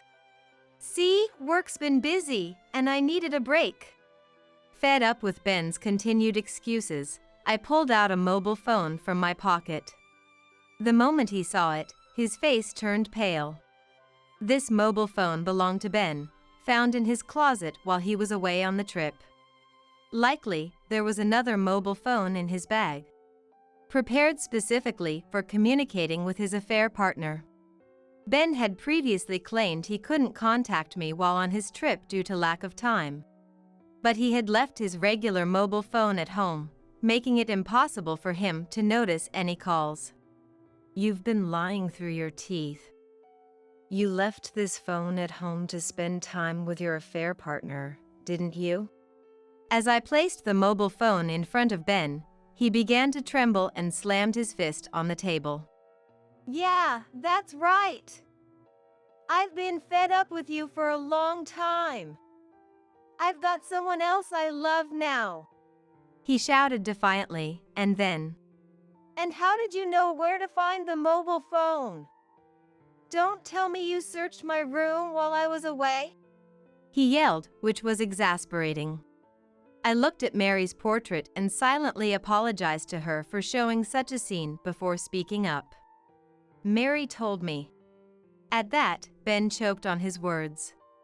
After a big fight with Ben over my mother, he started coming home late and going out alone on his supposed workdays off more often. Suspecting something was off due to his increased unavailability, I had confided in Mary. Mary, sharing her suspicions about Ben, had advised me.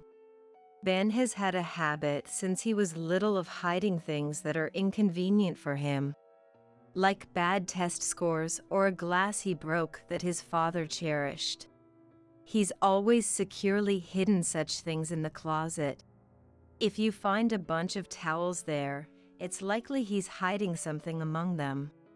After Mary passed away, I remembered her words, checked Ben's closet, and sure enough, found the mobile phone.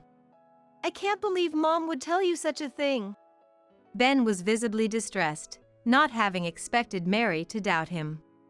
However, seeing his dismayed state didn't sway me. I will be seeking a divorce and compensation. I'm prepared to consult a lawyer and take this to court if necessary, I stated firmly, conveying my resolve. Ben groaned but, realizing he had no way out, reluctantly agreed. Afterwards, we properly divided our assets, and the divorce was finalized. However, the following month, just as I was settling into my new life, I received a call from Ben. Reluctantly answering, I heard Ben plead. Jane! Please, I need your help. What's the matter, exactly? He explained he was in trouble at work after they found out about Mary's funeral. Since Mary had been listed as Ben's dependent, her death and the necessity of returning her insurance card to the company meant that her death was only then reported to the company, revealing that the funeral had taken place during the company trip. Ben was seen as a disrespectful son who didn't attend his own mother's funeral or even show up, garnering cold looks from his colleagues at work. Yet, Ben lied there too, shifting the blame by claiming I hadn't informed him about Mary's funeral. However, hastily sharing different stories with different people only made things worse. His inconsistencies and contradictions eventually unraveled, revealing his lies. Already viewed as inconsiderate, his repeated dishonesty led to doubts about his character, resulting in his isolation and eventual resignation to escape the situation. Now, without income, Ben is living off Mary's inheritance back at his parents' house. But the fact I didn't attend the funeral is known throughout neighborhood, making me feel ostracized. So, I thought about selling the house, but that's proving difficult. Ben is now recognized by the neighbors as the worst son, feeling awkward even just walking outside. He had planned to sell the family home quickly, but due to its age, there is a lack of interest from buyers. I'm really struggling right now. So Jane, let's start over. Remarry me and let's live together. Hearing this, I was disgusted. He was only reaching out because his situation had worsened. Don't be ridiculous. I've had enough of you. I will never remarry you. Please. I can't go on like this. I don't care about you anymore. You should just live with your affair partner. Rejecting him outright, Ben started to falter. No, we've already broken up. Apparently, the affair partner learned about Mary's funeral and, subsequently, that she was the other woman. Ben had hidden his marital status, leading to her anger and their breakup, leaving him alone. It's your fault. I don't want to be with someone like you. Goodbye. As I was about to hang up. Wait! If you won't agree to remarry, I'll come to your house and argue in person. You're at your parents' place, right? Ben threatened. But I'm not. I immediately responded. Where are you then? I won't tell you. Also, I've recently changed jobs, so lying in wait at my old company is useless. I've already asked everyone to call the police if you show up after my resignation. I decided to sell my parents' house to distance myself from Ben, despite the low likelihood of finding a buyer due to its age. So with my mother's consent, we sold the land after demolishing the house. My mother, having recently been discharged from the hospital, is deeply saddened by the loss of her close friend, Mary. Thus, we moved to a quiet place to live together, and I switched jobs accordingly. Then at least tell me where you are. After all, I've received care from your mother, and I want to visit her. Ben was desperate to find out where I was, but his words only infuriated me. And I was surprised by how cold my response was. Received care? After you've been nothing but trouble for Mom.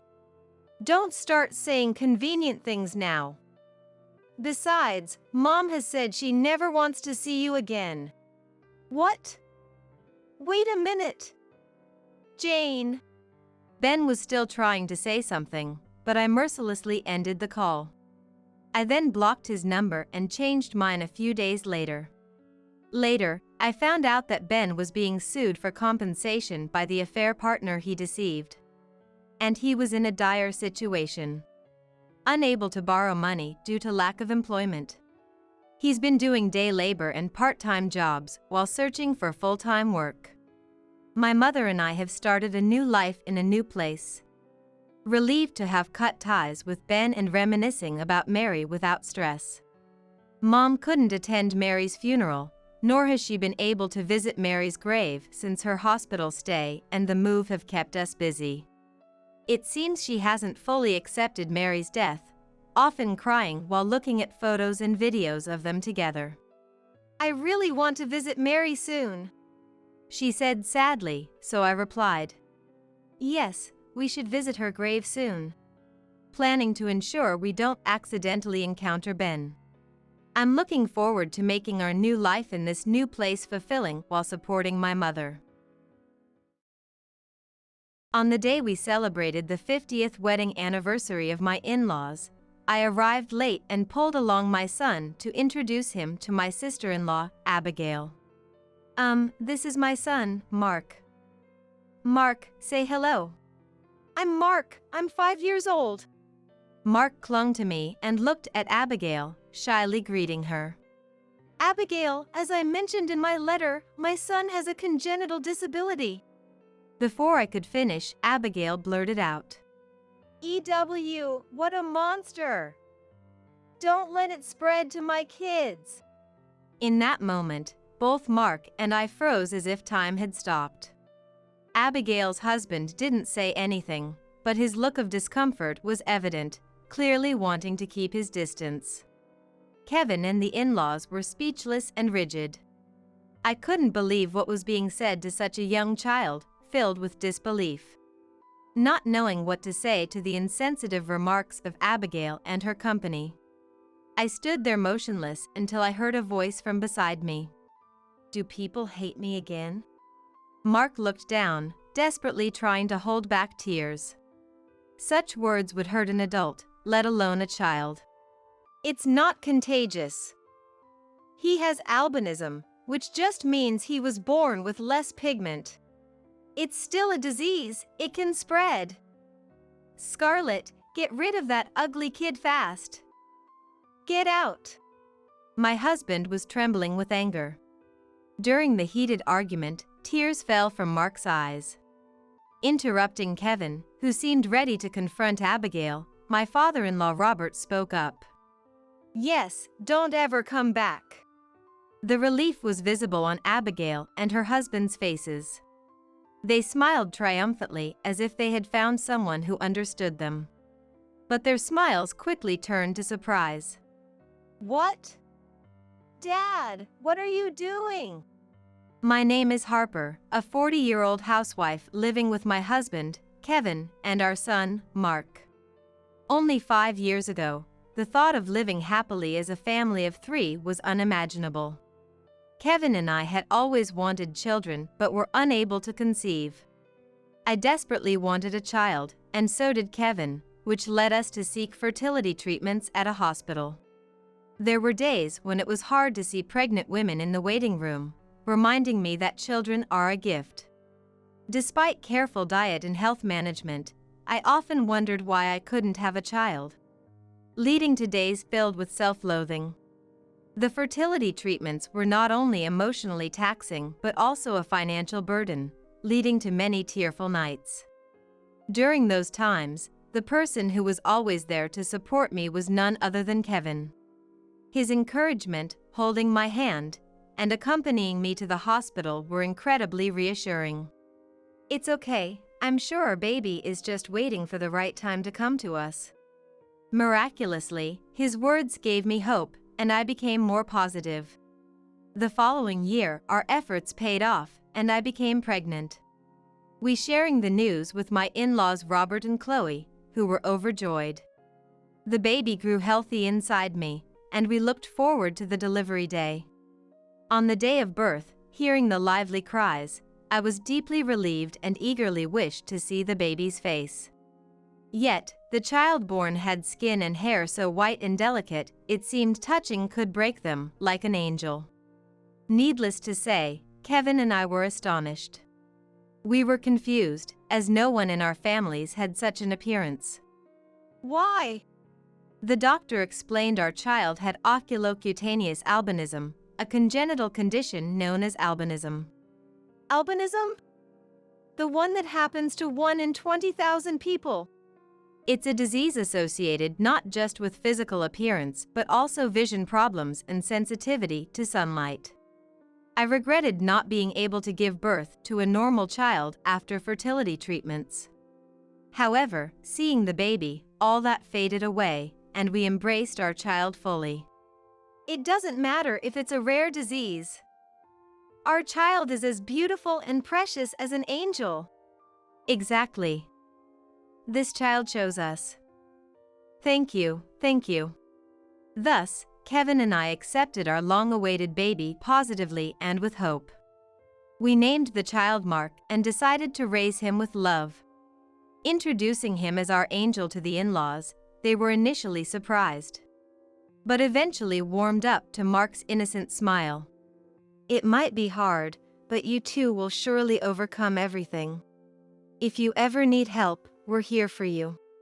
The in-laws accepted and promised to love and care for him together. Mark's main concerns were managing sunlight exposure and weak vision. When going outside, sunscreen is essential, and Mark also needs assistive devices for his vision. However, now, thanks to the internet, connecting with friends who share the same concerns has lessened the feeling of struggling alone. There are several considerations in Mark's life, but otherwise, he's a healthy and mischievous boy. Kevin and I are delighted to see Mark increasingly doing things on his own. And before we knew it, 4-5 years had flown by. During this time, we visited the in-laws' house for Christmas, long weekends, and whenever the timing was right. The in-laws live about a 10-minute bus ride away, and from the station. Robert always picks us up in his car, mindful of Mark's condition. Thank you for always picking us up. No problem. I always can't wait to see my grandson. Once in the car, Mark always brightened up. Certainly, he liked cars, but there was a more pressing issue for him. The stares from others. When on the bus, some people would gawk or recoil at Mark's appearance, whispering or turning away. There were even times when people pointed their phone cameras at him, leading us to ask them to stop and shielding Mark from their view. Such actions deeply saddened me as a mother and sometimes made me angry, wondering why they would do such things. Affected by these stares, Mark would shrink into himself on the bus. Especially since turning 5, he would hide behind me or Kevin, or cling to Robert and Chloe, curling up small. Thinking how hard it must be for Mark himself tightened my chest with pain. One night, before bed, Mark asked, "Mom, Dad, am I weird? Does everyone dislike me? Why would you think that?" I replied, "Because, in the train, everyone looks at me so much." Hearing Mark express his feelings was heart-wrenching, and I've never felt more distressed. Kevin seemed troubled too, his brows slightly furrowed. I pulled Mark close, looked him in the eyes, and assured him, "You're not weird, and nobody dislikes you. Even if people look, you can hold your head high." With tears welling up in his eyes, he listened to my words and simply replied, "Okay, I understand. Mark, how about you sleep with Dad tonight?" Okay. Read me a story? Excited, Kevin headed to the bedroom with Mark. Watching them, I stayed in the living room, sighing. The 50th anniversary celebration for Robert and Chloe is coming up, and I'm a bit worried. At kindergarten, there are teachers to support and friends who are told about Mark's condition, which offers some comfort, But public places are a different story. Struggling with this challenge, Mark, Kevin, and I were all searching for solutions, discussing with friends as well. Recently, Kevin brought up the 50th wedding anniversary celebration of the in-laws. Abigail, my sister-in-law living far away, would be coming, and it was suggested we celebrate grandly with her family. Mark hasn't met Abigail yet. It might be a good opportunity, don't you think, Scarlett? Abigail too? Truthfully, I didn't have the best impression of Abigail, my sister-in-law. Her family moves often due to her husband's job, and I've only met them once or twice. When Mark was born, I sent a letter but received no reply. Worried they didn't care about our family, I felt anxious about introducing Mark. When I shared my concerns, Kevin reassured me with a smile, "It'll be okay." Abigail isn't that bad, and her husband has always been nice to me. Okay. I conceded, perhaps overly concerned about others' judgments. Maybe Abigail and her husband are genuinely kind, and the lack of response to my letter was just due to their circumstances. If they're coming all this way to celebrate their parents' 50th anniversary, we shouldn't dismiss their intent. While I could handle any comments about me, I worried whether Mark would be accepted or subjected to stares like on the bus. But we agreed to include Abigail's family. And so, with lingering anxiety, we approached the day of the 50th anniversary celebration. Due to flight schedules, Abigail's family would arrive later. For this special day, instead of Robert's car, Kevin and I escorted the in-laws to a high-end restaurant. Because we had a reservation, I said, "I'm Harper," and the receptionist led us to our room. Robert and Chloe, smiling happily, held Mark's hand as they walked to their seats. The stylish space, fitting about 10 people, was lit with soft lighting, creating a calm atmosphere. "Grandpa and Grandma are happy. I'm happy too." "Yes, Mark is happy too." Mark seemed to understand today was special, smiling more than usual. He was dressed in new clothes bought for the occasion, looking even cuter, which made the staff lady smile. After some time chatting, Abigail's family arrived late. They appeared in formal attire, and Scarlett, Mark's cousin, was also dressed in a cute outfit. "Sorry we're late." "Dad, Mom, congratulations today." Abigail dropped her bag and greeted Robert and Chloe. Of course, Abigail's husband and Scarlett smiled and said, "Congratulations." When they settled, I nervously greeted Abigail's family. Abigail, long time no see. Thank you for coming all this way today." "Ah, right." However, she responded indifferently, as if she barely knew me. Gathering my courage, I brought Mark over to introduce him. This is my son, Mark. Say hello, Mark. I'm Mark, 5 years old." Mark clung to me and shyly greeted Abigail. "Abigail, as I mentioned in my letter, my son has a congenital disability." Before I could finish, Abigail bluntly said, "EW, what a monster. Don't let it spread to us." Instantly, Mark and I froze as if time had stopped. Abigail's husband, without saying a word, clearly looked uncomfortable, clearly wanting to keep his distance. Kevin and the in-laws were speechless and stiff. I was filled with disbelief at what was said to such a young child. Not knowing what to say to the inconsiderate Abigail, I stood there motionless, but then I was brought back to reality by a voice from beside me. "Do people hate me again?" Mark looked anxious, holding my hand. Laughing, Abigail said, "Yeah, nobody wants to see your face." Mark looked down, trying hard not to cry. Such words would hurt an adult, let alone a child. I thought about slapping Abigail right there, but hugged Mark tightly instead. "What are you saying, Abigail? That's not true." "That's right." "Abigail, how could you say that?" Chloe hugged me and Mark in defense. What? Mom, you're defending that monster? It's gross, like, it's all white and has white hair. Is it contagious? Get it away if it's going to spread. It's not contagious. It doesn't spread. He has albinism, a condition of being born with less pigment. So, it is a disease. It could spread. Why did you bring him? Stay away. Scarlett, stay back. Abigail, don't say that. Mark is not a monster, nor is it contagious. Don't treat him like that. Kevin, is that really your child? Unbelievable. Why can't you be more considerate, Abigail? Just get rid of that ugly kid, fast. Get out. Kevin's hands trembled with anger. During the heated argument, tears streamed down Mark's face. Intervening before Kevin could confront Abigail, Robert spoke up. Yes, don't ever come back. Only Abigail and her husband were relieved by those words. Their faces wore a triumphant look, as if to say they have found an ally.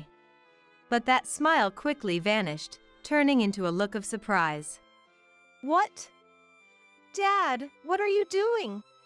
Robert had grabbed Abigail and her husband's bags and threw them out of the room. Then, after clapping his hands together, he turned back to the astonished couple. To treat a polite child, who greeted you upon meeting for the first time, like this. That's not my daughter. You are the monsters. I don't want to see such ugly faces. But Dad, what if you and Mom catch it? I'm worried. No need to worry. If you had the heart to worry about me, you could have considered Mark's feelings too. Why didn't you? No, come on, that's just not normal, no matter how you look at it. Stop saying such heartless things. Get out now. Abigail's couple was taken aback by Robert's demeanor, unseen by Kevin and me before. They seemed to want to say something more, but then a voice exclaimed, "Stop it." All eyes, including Kevin's, turned to the source. Surprisingly, it was Scarlett, dressed in her cute outfit. Her cheeks flushed. Albinism isn't contagious, and he's not a monster. Why would you say that? Dad and Mom, that's awful. She declared this with all her might, tears streaming down her face. That alone showed she was angry and hurt for Mark, which made me incredibly happy. Yet, Abigail harshly responded to her daughter. Scarlett, be quiet. You don't know anything. You're the one who doesn't know anything, Mom. I'm so embarrassed right now. Hating Mark without even trying to understand him. I hate you too. Scarlett's almost shouting voice turned Abigail and her husband pale. Undeterred, Scarlett ran to Mark, towering slightly like an older sister, and gently stroked his head. Don't cry. You should smile. You're not a monster, and you're not disliked. The people who say that are wrong. Okay. Both Scarlett and Mark's faces were smeared with tears and runny noses. It was difficult to get Abigail and her husband to understand Mark, but Scarlett was different, which was reassuring. Seeing Scarlett approach Mark and pat his head, Abigail seemed to snap out of it, hastily leaving with her husband without a word. The commotion drew the attention of other patrons outside, likely making Abigail's family feel unwelcome. While some staff members asked patrons to return to their seats, we resumed our conversation as if nothing had happened. The rest of the meal went smoothly, without tears or derogatory words, marking a peaceful time. After the 50th wedding anniversary celebration ended, and we returned to our usual lives, I was struck by a question. How did Scarlett know about albinism? Kevin, did you talk to her on the phone? No, I haven't. I thought you had told her, Harper. Wondering how she knew about Mark without us telling her, we received a letter. The sender was Scarlett, who had apparently gotten our address from Robert and Chloe. The letter, written on cute heart pattern stationery like that of a young girl, contained her earnest words. After dinner that day, we decided to read the letter together. The letter began with "To Mark's mom and dad," sharing Scarlett's personal thoughts on people with albinism. Scarlett, due to her parents' moves, had changed schools several times, about 3 in total. At one of her previous schools, there was a child with albinism similar to Mark. This child had white hair and wore special glasses for poor vision. But after the teacher's explanation, all classmates respected and treated the child well. And Scarlett liked that child. Without discrimination against anyone, not minding their own disability. And being kind to everyone, she found them genuinely cool and fell for them. Even with poor eyesight, they had great hearing, were good at singing, and could play the piano. I wanted to be as kind as them, but Mom was different. On a day when parents gathered, seeing the albino child with Scarlett, Abigail frowned immediately. Scarlett, who's that child? Dyeing hair in elementary school? And those ugly glasses don't suit at all. You shouldn't play with that child, okay? Understand? Saying so, she complained. Scarlett was filled with disbelief and felt very upset. Shocked and frustrated at her inability to retort her mother's heartless words. So, I felt relieved when I could finally speak up about Mark. Reading the letter made me feel warm, realizing Scarlett had been harboring those feelings during the 50th wedding anniversary celebration. Later, Scarlett settled in her current school and, driven by a desire to be understood, read an essay on albino awareness during an open class. My parents labeled my cousin a monster without trying to understand albinism. I think those who say such things have monstrous hearts. I hope more people understand albinism and refrain from saying terrible things like my parents did. I wish for a class where everyone respects each other as they did at my previous school. The composition she read on open day, advocating for mutual respect, was highly praised. At the same time, Abigail and her husband faced condemning stares and were embarrassed. Following that open day, they were viewed coldly by other parents in the neighborhood, and Scarlett was scolded by Abigail. But she seemed unfazed, hoping to grow up to be someone who can eloquently explain and support people with albinism. Please be kind and stand tall, Mark. I'll do my best too. See you. The letter ended with this message, accompanied by a cartoon character sticker that seemed like it could come from a girl's magazine, saying "Your ally." Of course, Mark still can't read well, nor does he fully understand the meaning of the words. But when I carefully explained how to read it, Mark, with a happy smile, excitedly shouted, "Ally, ally." Seeing this made both Kevin and I happy, and we all ended up laughing together. In fact, since the day of the 50th wedding anniversary celebration, Mark, perhaps remembering Scarlett's words, has always stood tall, never shrinking, whether on the bus or at kindergarten. What kind of mental change occurred, I'm not sure, but it seems Mark has understood Scarlett's words in his own way. When going to meet the in-laws, as usual, we got on the bus and sat down. Some high school girls who seemed to have finished school early were talking about Mark, covering their mouths but their eyes laughing. What's that? White hair. I was considering changing seats, but then I noticed Mark had also seen the girls and was staring back at them. Mark? When I called out to him, Mark, still looking at the high school girls, smiled back at them. Surprised, perhaps, the girls moved away, flustered. There were other times when we were talked about or stared at, but Mark began to smile back each time. The speakers would feel guilty, stopping their gossip and diverting their attention to their phones. It seems to be Mark's own way of handling situations, though I wondered where he learned such diplomacy. But upon reflection, Scarlett had encouraged him that day, "Don't cry, just smile." Those words must have resonated with Mark. It's not that there are no more people who mock or stare or demean based on appearance. In fact, we'll likely encounter more such people. Seeing Mark not just protected by me, his mom, but protecting himself, made me feel incredibly proud of his growth.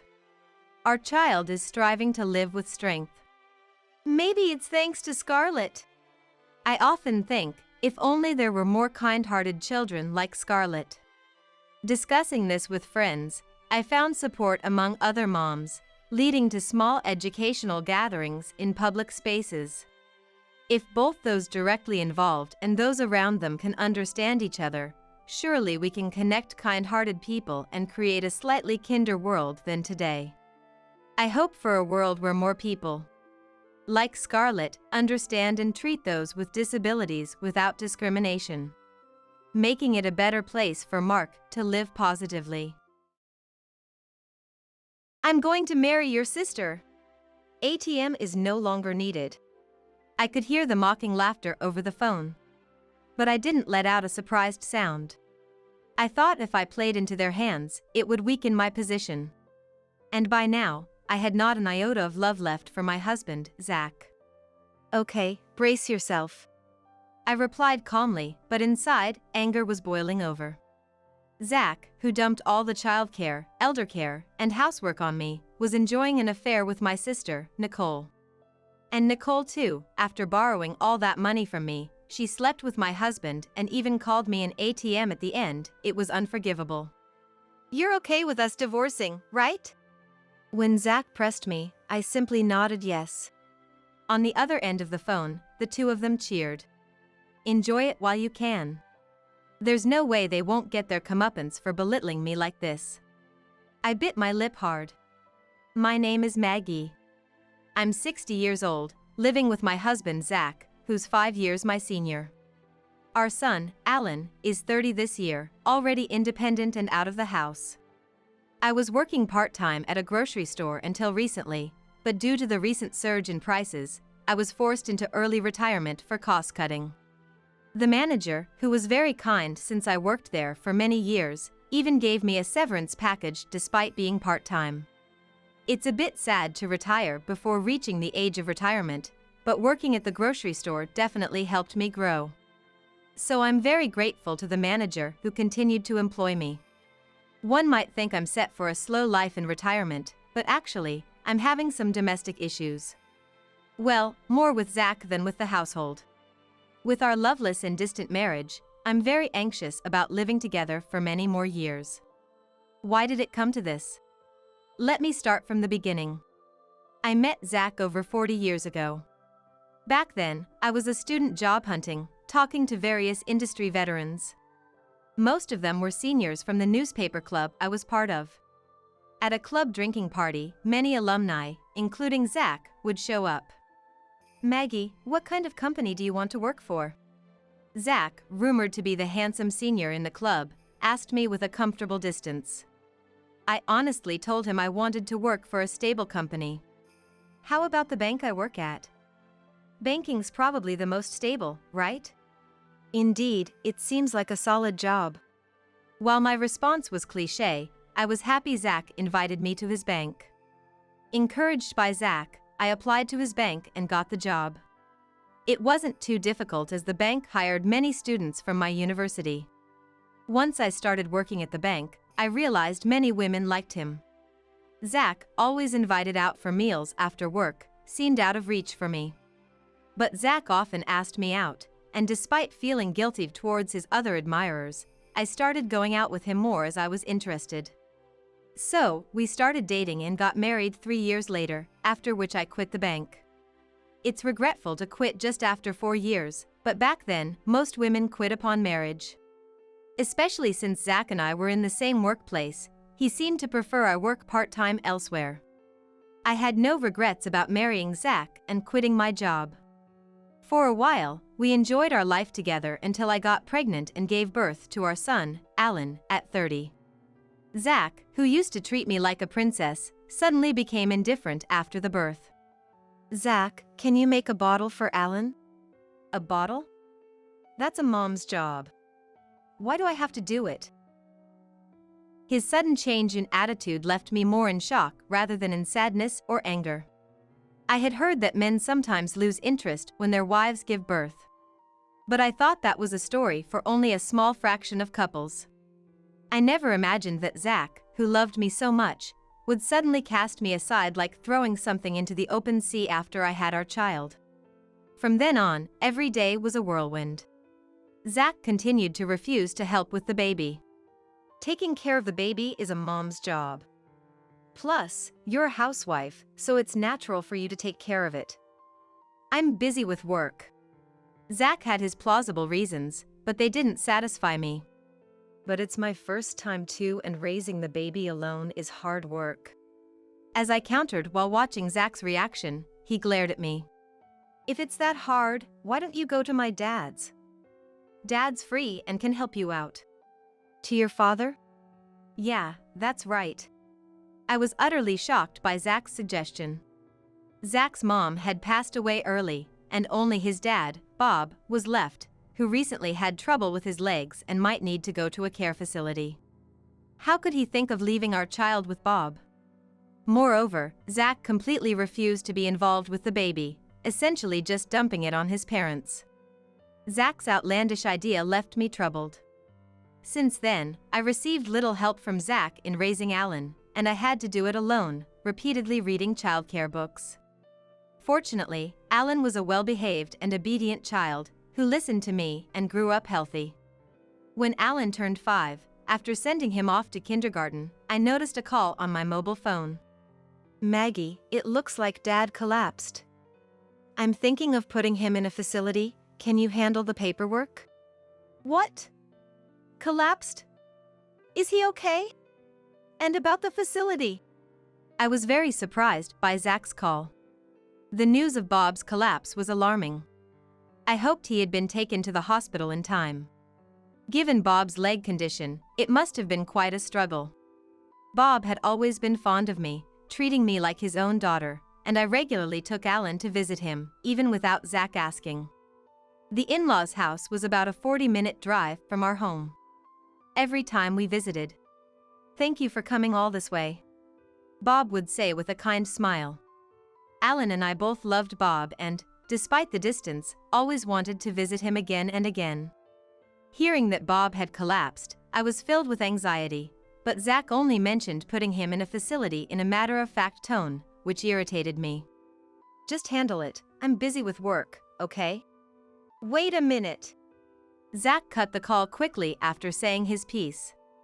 The idea of putting Bob in a facility was unthinkable to me. Unless it was Bob's own wish, it seemed like Zach was just deciding to put him in a facility on his own. After much thought, I decided to take care of Bob myself as soon as he recovered. When I arrived at the hospital where Bob had been sent, he was in the hospital room and had already regained his consciousness. Bob was over 70 but had struggled to continue the family's farming business despite his leg issues. Both Zach and I had asked Bob to rest, but he insisted on going to the field that day. Maggie, sorry for troubling you. No, please, just don't strain yourself anymore. All right. It seemed Bob had learned his lesson this time and stopped going to the field after being discharged.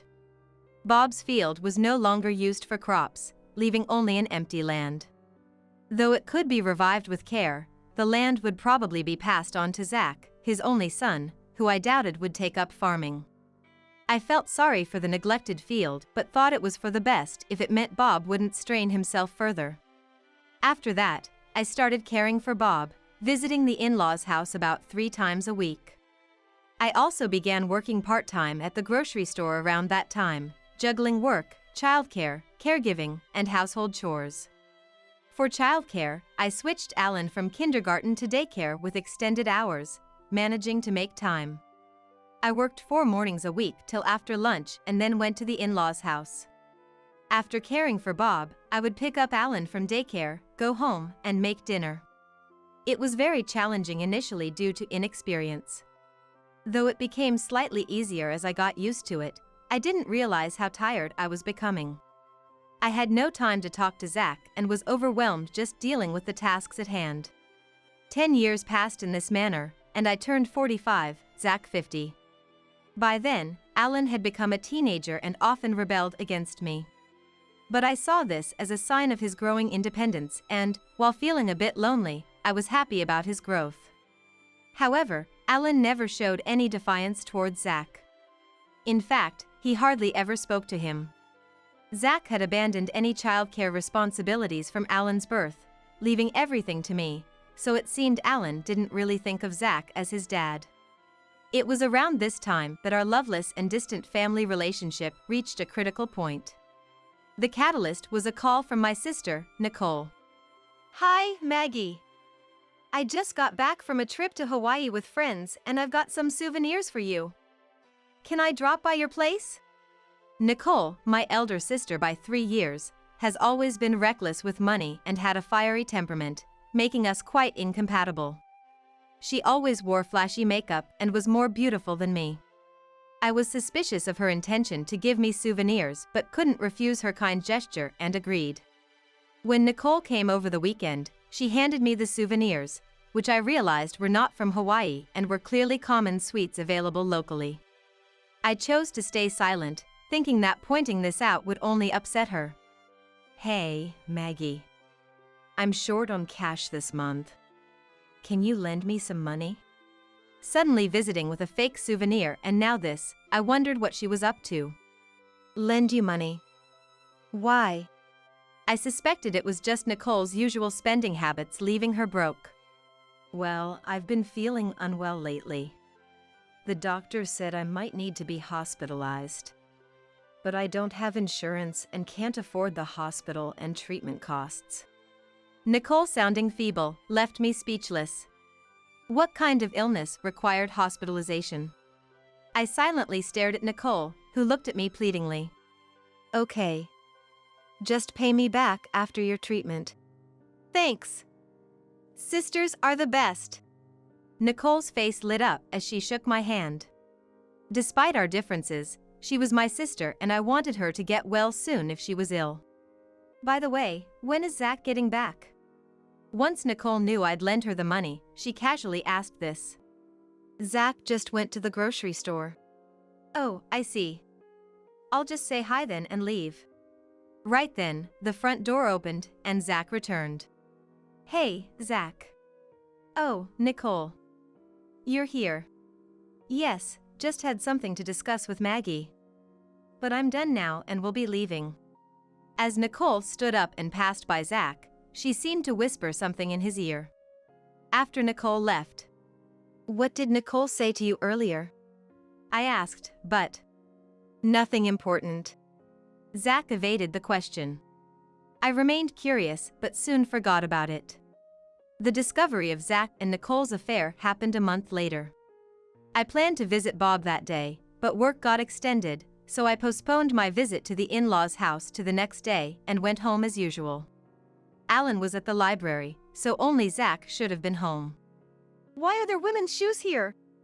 As I took off my shoes at the entrance, I noticed a familiar pair of heels. They were the high heels Nicole wore over the weekend. Entering the house, the living room was empty, which relieved me momentarily. But then, from the bedroom, I heard faint, indiscreet voices of Zach and Nicole. What are they doing? I considered confronting them right then but hesitated at the last moment. What if Zach demands a divorce after being exposed? Alan wouldn't want to live with Zach. But I wasn't confident I could afford Alan's education fees alone. If we were to divorce, I wanted to wait until Alan had graduated from college. Frustrated, I decided to leave the house, pretending I saw nothing. Instead, I gathered evidence of the affair, taking photos of their traces and secretly saving the exchanges between Zach and Nicole from his mobile phone. It appeared they had been having an affair for about 6 months. Despite the anger boiling inside me, I reminded myself it was for Alan and endured, not exposing the affair. Another 15 years have passed since then, and Alan is now part of the working world. After graduating from college and leaving his first job early, Alan set up his own business and is now working hard as its president. And as the story goes, I had retired from the grocery store, but I was working a little at Alan's company. I had been giving Nicole money for her treatment bit by bit, but when her requests became too persistent, I grew reluctant to lend more and started ignoring her calls. In fact, the signs of Nicole and Zach's affair had disappeared about a year after it came to light. Zach probably got bored of Nicole. He changed his mind and chose to stay married to me. Knowing this, I couldn't bring myself to pursue the matter of the affair anymore and decided to pretend it never happened. But I realized my naivety when I heard about Bob's death. I got the news about Bob from Zach during the day. Bob had lived a long life until 95, but I was deeply shocked by the loss of Bob, who I had cared for so long. Bob, unlike Zach, was kind and considerate, so his passing felt like losing my own parent. Yet even then, Zach said, "Dad seems to have accumulated a lot of wealth, so that's exciting." Laughing. I was so angry that I thought of giving Zach a piece of my mind, but then I heard a woman's laughter from nearby. Oops, did she realize we're together? I was chilled to the bone at the sound of Nicole's voice. Had Nicole and Zach's relationship not ended after all? For 15 years, they had continued their affair without my knowledge. Realizing this, they seemed like an incomprehensible entity to me. "I'm going to marry your sister. ATM is no longer needed." I could hear the mocking laughter over the phone. But I didn't let out a sound of surprise. I thought if I played into their hands, it would weaken my position, and by now, I had not an iota of love left for Zach. "Okay, brace yourself," I replied calmly, but inside, anger was boiling over. Zach, who dumped all the childcare, elder care, and housework on me, was enjoying an affair with Nicole. And Nicole too, after borrowing all that money from me, she slept with my husband and even called me an ATM at the end. It was unforgivable. "You're okay with us divorcing, right?" When Zach pressed me, I simply nodded yes. On the other end of the phone, the two of them cheered. Enjoy it while you can. There's no way they won't get their comeuppance for belittling me like this. I bit my lip hard. After Bob's funeral, I filed for divorce as promised. When I informed Zach, he seemed so delighted that it felt like he was doing it on purpose. "Now that we're divorced, you should leave this house as soon as possible." Me leave? I asked, surprised, and Zach nodded as if it were obvious. "I'm going to live with Nicole, and you'll be living alone. This house is too big for one person." Anger turned to disbelief, and I said, "Okay." Too weary to argue, and agreed to Zach's demands. Though upset, I had already considered my living situation before the divorce. Leaving our home, I headed to Alan's, who was living independently. I had contacted Alan beforehand, and he welcomed his mom, who had just left Zach, with open arms. He's truly a kind son. I resolved to work even harder at Alan's company. A few days later, a man claiming to be a lawyer contacted me. When I went to the specified location, Zach, Nicole, and the lawyer were seated. "I am in possession of a will left by Zach's dad," the lawyer said, and took out the will signed by Bob from his bag. I was surprised as I didn't know Bob had left a will. As Zach's only child, he was the legal heir to Bob's assets. Being no longer Zach's wife, I had no claim to any inheritance. Why was I called then? As I wondered, the lawyer read the will. Its contents were astounding. Bob had left half of his assets to me. That meant the field Bob owned was now part of my estate. While Zach would inherit the other half due to his legal share, he had surely not expected me to inherit anything. "Why does Maggie get half of the inheritance? I'm his only son, I should receive it all." Dad was very grateful to Maggie for her selfless care, even though they were not related by blood. He meant it as a thank you. "Bob." I was deeply moved by Bob's thoughtfulness. "What the heck is this? I thought we could finally relax with the inheritance." Nicole twisted her face in frustration. The lawyer then mentioned that Bob's will had also left all of his debts to Zach, but it seemed Zach and Nicole were too upset to hear that part. I was overwhelmed with gratitude towards Bob, and before I knew it, tears were streaming down my face. Thank you, Bob. Seeing me in tears, the two of them seemed to grow even angrier, but the lawyer concluded. That is the content of the will. With that, Zach and Nicole seemed to snap back to reality. I'm not happy about losing half, but hey, we still have half of the inheritance left. Gotta thank the law for that. Zach said as he patted Nicole's shoulder, who nodded in agreement. Right. Well, we'll be leaving now. We won't have anything to do with you anymore, so take care. They laughed loudly as they left. I returned to Alan's house, savoring Bob's last act of kindness. After receiving the inheritance from Bob, I continued working at Alan's place without incident, and before I knew it, 2 months had passed. That's when Zach called me, on a Sunday. Alan and I were both off work, relaxing at home, but my mobile phone started ringing insistently. Zach! The air froze between me and Alan as we realized it was Zach calling. Why is Dad calling? He abandoned you, and now what does he want? You don't have to answer. Alan said so, but the phone kept ringing persistently. Irritated, I decided to answer to silence Zach. What is it, calling me repeatedly? You said we wouldn't have anything to do with each other ever again. I answered with a tone of annoyance, but Zach seemed not to hear me and started talking frantically. Hey, what's going on? Why are you working at Alan's company? And why is Alan's company being featured on TV? And what's with showing your fancy house? Zach's near hysterical voice echoed through the phone, causing Alan to frown. You saw the TV. I realized why Zach was calling all of a sudden. Recently, a TV station had interviewed Zach's gym, and it was broadcast yesterday. Alan's gym, which combines a gym and cafe, had caught the TV station's interest due to its novelty. Since opening, the gym had rapidly increased its membership, and Alan appeared on TV as a successful young entrepreneur, even showcasing our home as Zach mentioned. The house we live in now, Alan's home, is quite luxurious, far surpassing the neighboring houses in size. So Zach saw Alan's house and was shocked enough to call. What do you mean you guys are living in such a big house? Over here, Nicole used up all of Dad's inheritance, and I even got left with his debts. Damn it, I didn't hear about that from the lawyer back then. Zach yelled angrily over the phone. But back then, the lawyer did mention that Bob had left all his debts to Zach. It wasn't my fault that Zach had not listened, and it was none of my business. It's none of my business, Zach. The lawyer clearly mentioned it, and it's your responsibility for not paying attention. Besides, you knew about Nicole's spending habits even before marrying her, right? I gave her money for treatment and haven't been repaid yet. This just proves to me that you and Nicole are the worst kind of people, quick to betray someone you should trust. In response to my correct argument, Zach remained silent, unable to say anything. Besides, isn't it all your fault for cheating on me in the first place?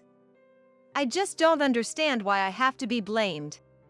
I let out my pent-up frustrations, feeling somewhat relieved. Realizing he couldn't blame me, Zach suddenly changed his tone to a pleading one.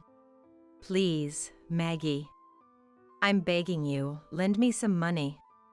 I was supposed to get a retirement fund this year, but I got fired, and all I'm left with are Dad's debts. Nicole left after we argued about money. How am I supposed to live now? You're my only hope. I admit I was wrong about everything. I apologize. Just give me a little bit of Dad's inheritance. You're living a good life with Alan, right? Think of it as helping someone out, okay? His nerve to beg his ex-wife for money after cheating and leaving her was beyond comprehension. Alan, who had been listening to the conversation, looked at me, seemingly wanting to say something. I handed my mobile phone to Alan. Alan turned on the speaker and firmly said to Zach, Dad, you betrayed Mom and married Nicole, right? And I heard you never took care of me since I was born. I don't have any memories of playing with you after I became aware. It was always just Mom and me. On Parents' Day and Sports Day, it was always just Mom who came.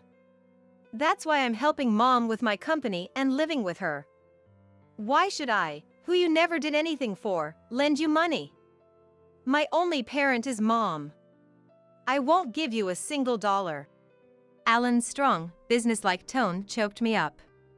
I could sense Zach gasping on the other end of the phone. Alan, how could you say that to your dad? Fine, I won't rely on you guys ever again. Don't insult me. With that, Zach hung up. We looked at the silent mobile phone and then burst out laughing together. Zach begged us for money, and now he says he won't have anything to do with us. What an idiot. Yeah. Dad has always been like that, getting angry without thinking ahead. As we discussed Zach's foolishness, the phone rang again. It was Zach. He probably wanted to ask for money despite saying he wouldn't contact us again. Fed up, I blocked Zach's contact. That's it. Now that fool can't bother us anymore. Yeah. Thanks, Mom. His gratitude for being raised seemed implicit. I should be the one thanking you. You've given me such a great life. No matter how old you get, you're still my precious son. We reaffirmed our bond as mother and son, grateful for each other's presence in our spacious home. A few days later, my sister Nicole called me. Her request was almost identical to what Zach had said. I couldn't fathom lending more money to Nicole, who hadn't even repaid what she owed me. In fact, I hadn't yet demanded compensation for her affair with Zach, so I successfully sued both of them for damages through a lawyer. They ended up getting divorced after being married. Their marriage only lasted for 2 months. Zach was even worse off than Nicole. The negative inheritance he received from Dad was too substantial. Bob had borrowed a lot of money for farming, managing it all by himself. I hadn't known about it. While caring for Bob, he often complained about Zach. Bob was able to forgive Zach for not taking over the farming business, but the fact that he didn't take care of Alan and not visit his own father was unforgivable. He was also furious with the way Zach treated me, and I always tried to soothe him, saying it was okay. If kind Bob was that angry, Zach must have been quite a negligent son. All of Zach's expected retirement funds were gone due to his dismissal for misconduct. Rumor has it he even tried to embezzle money from his bank to pay off his debts. Had he just worked quietly until the end, he would have received his retirement money. His greed was his downfall. Now, while receiving a pension, he seems to be working 3 part-time jobs to pay off his debts. Starting a new job at 65 and being taught by younger people as a newcomer must be shattering his pride. Although he has worked as a bank employee for many years, his part-time job as a new employee involves a lot of odd jobs. A hard adjustment for someone who never did housework, childcare, or elder care. He'll likely give up soon enough. For Zach, who neglected his son and cheated with Nicole for years, it's a fitting punishment. I hope he manages until the end. As for me, I'm still working energetically at Alan's workplace. The staff, who are around my child's age, treat me very kindly.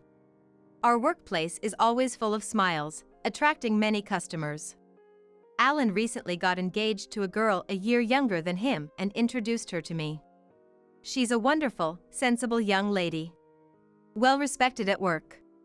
I was planning to move out when they married, but she insisted we live together. I'm grateful for her kindness and looking forward to our future together.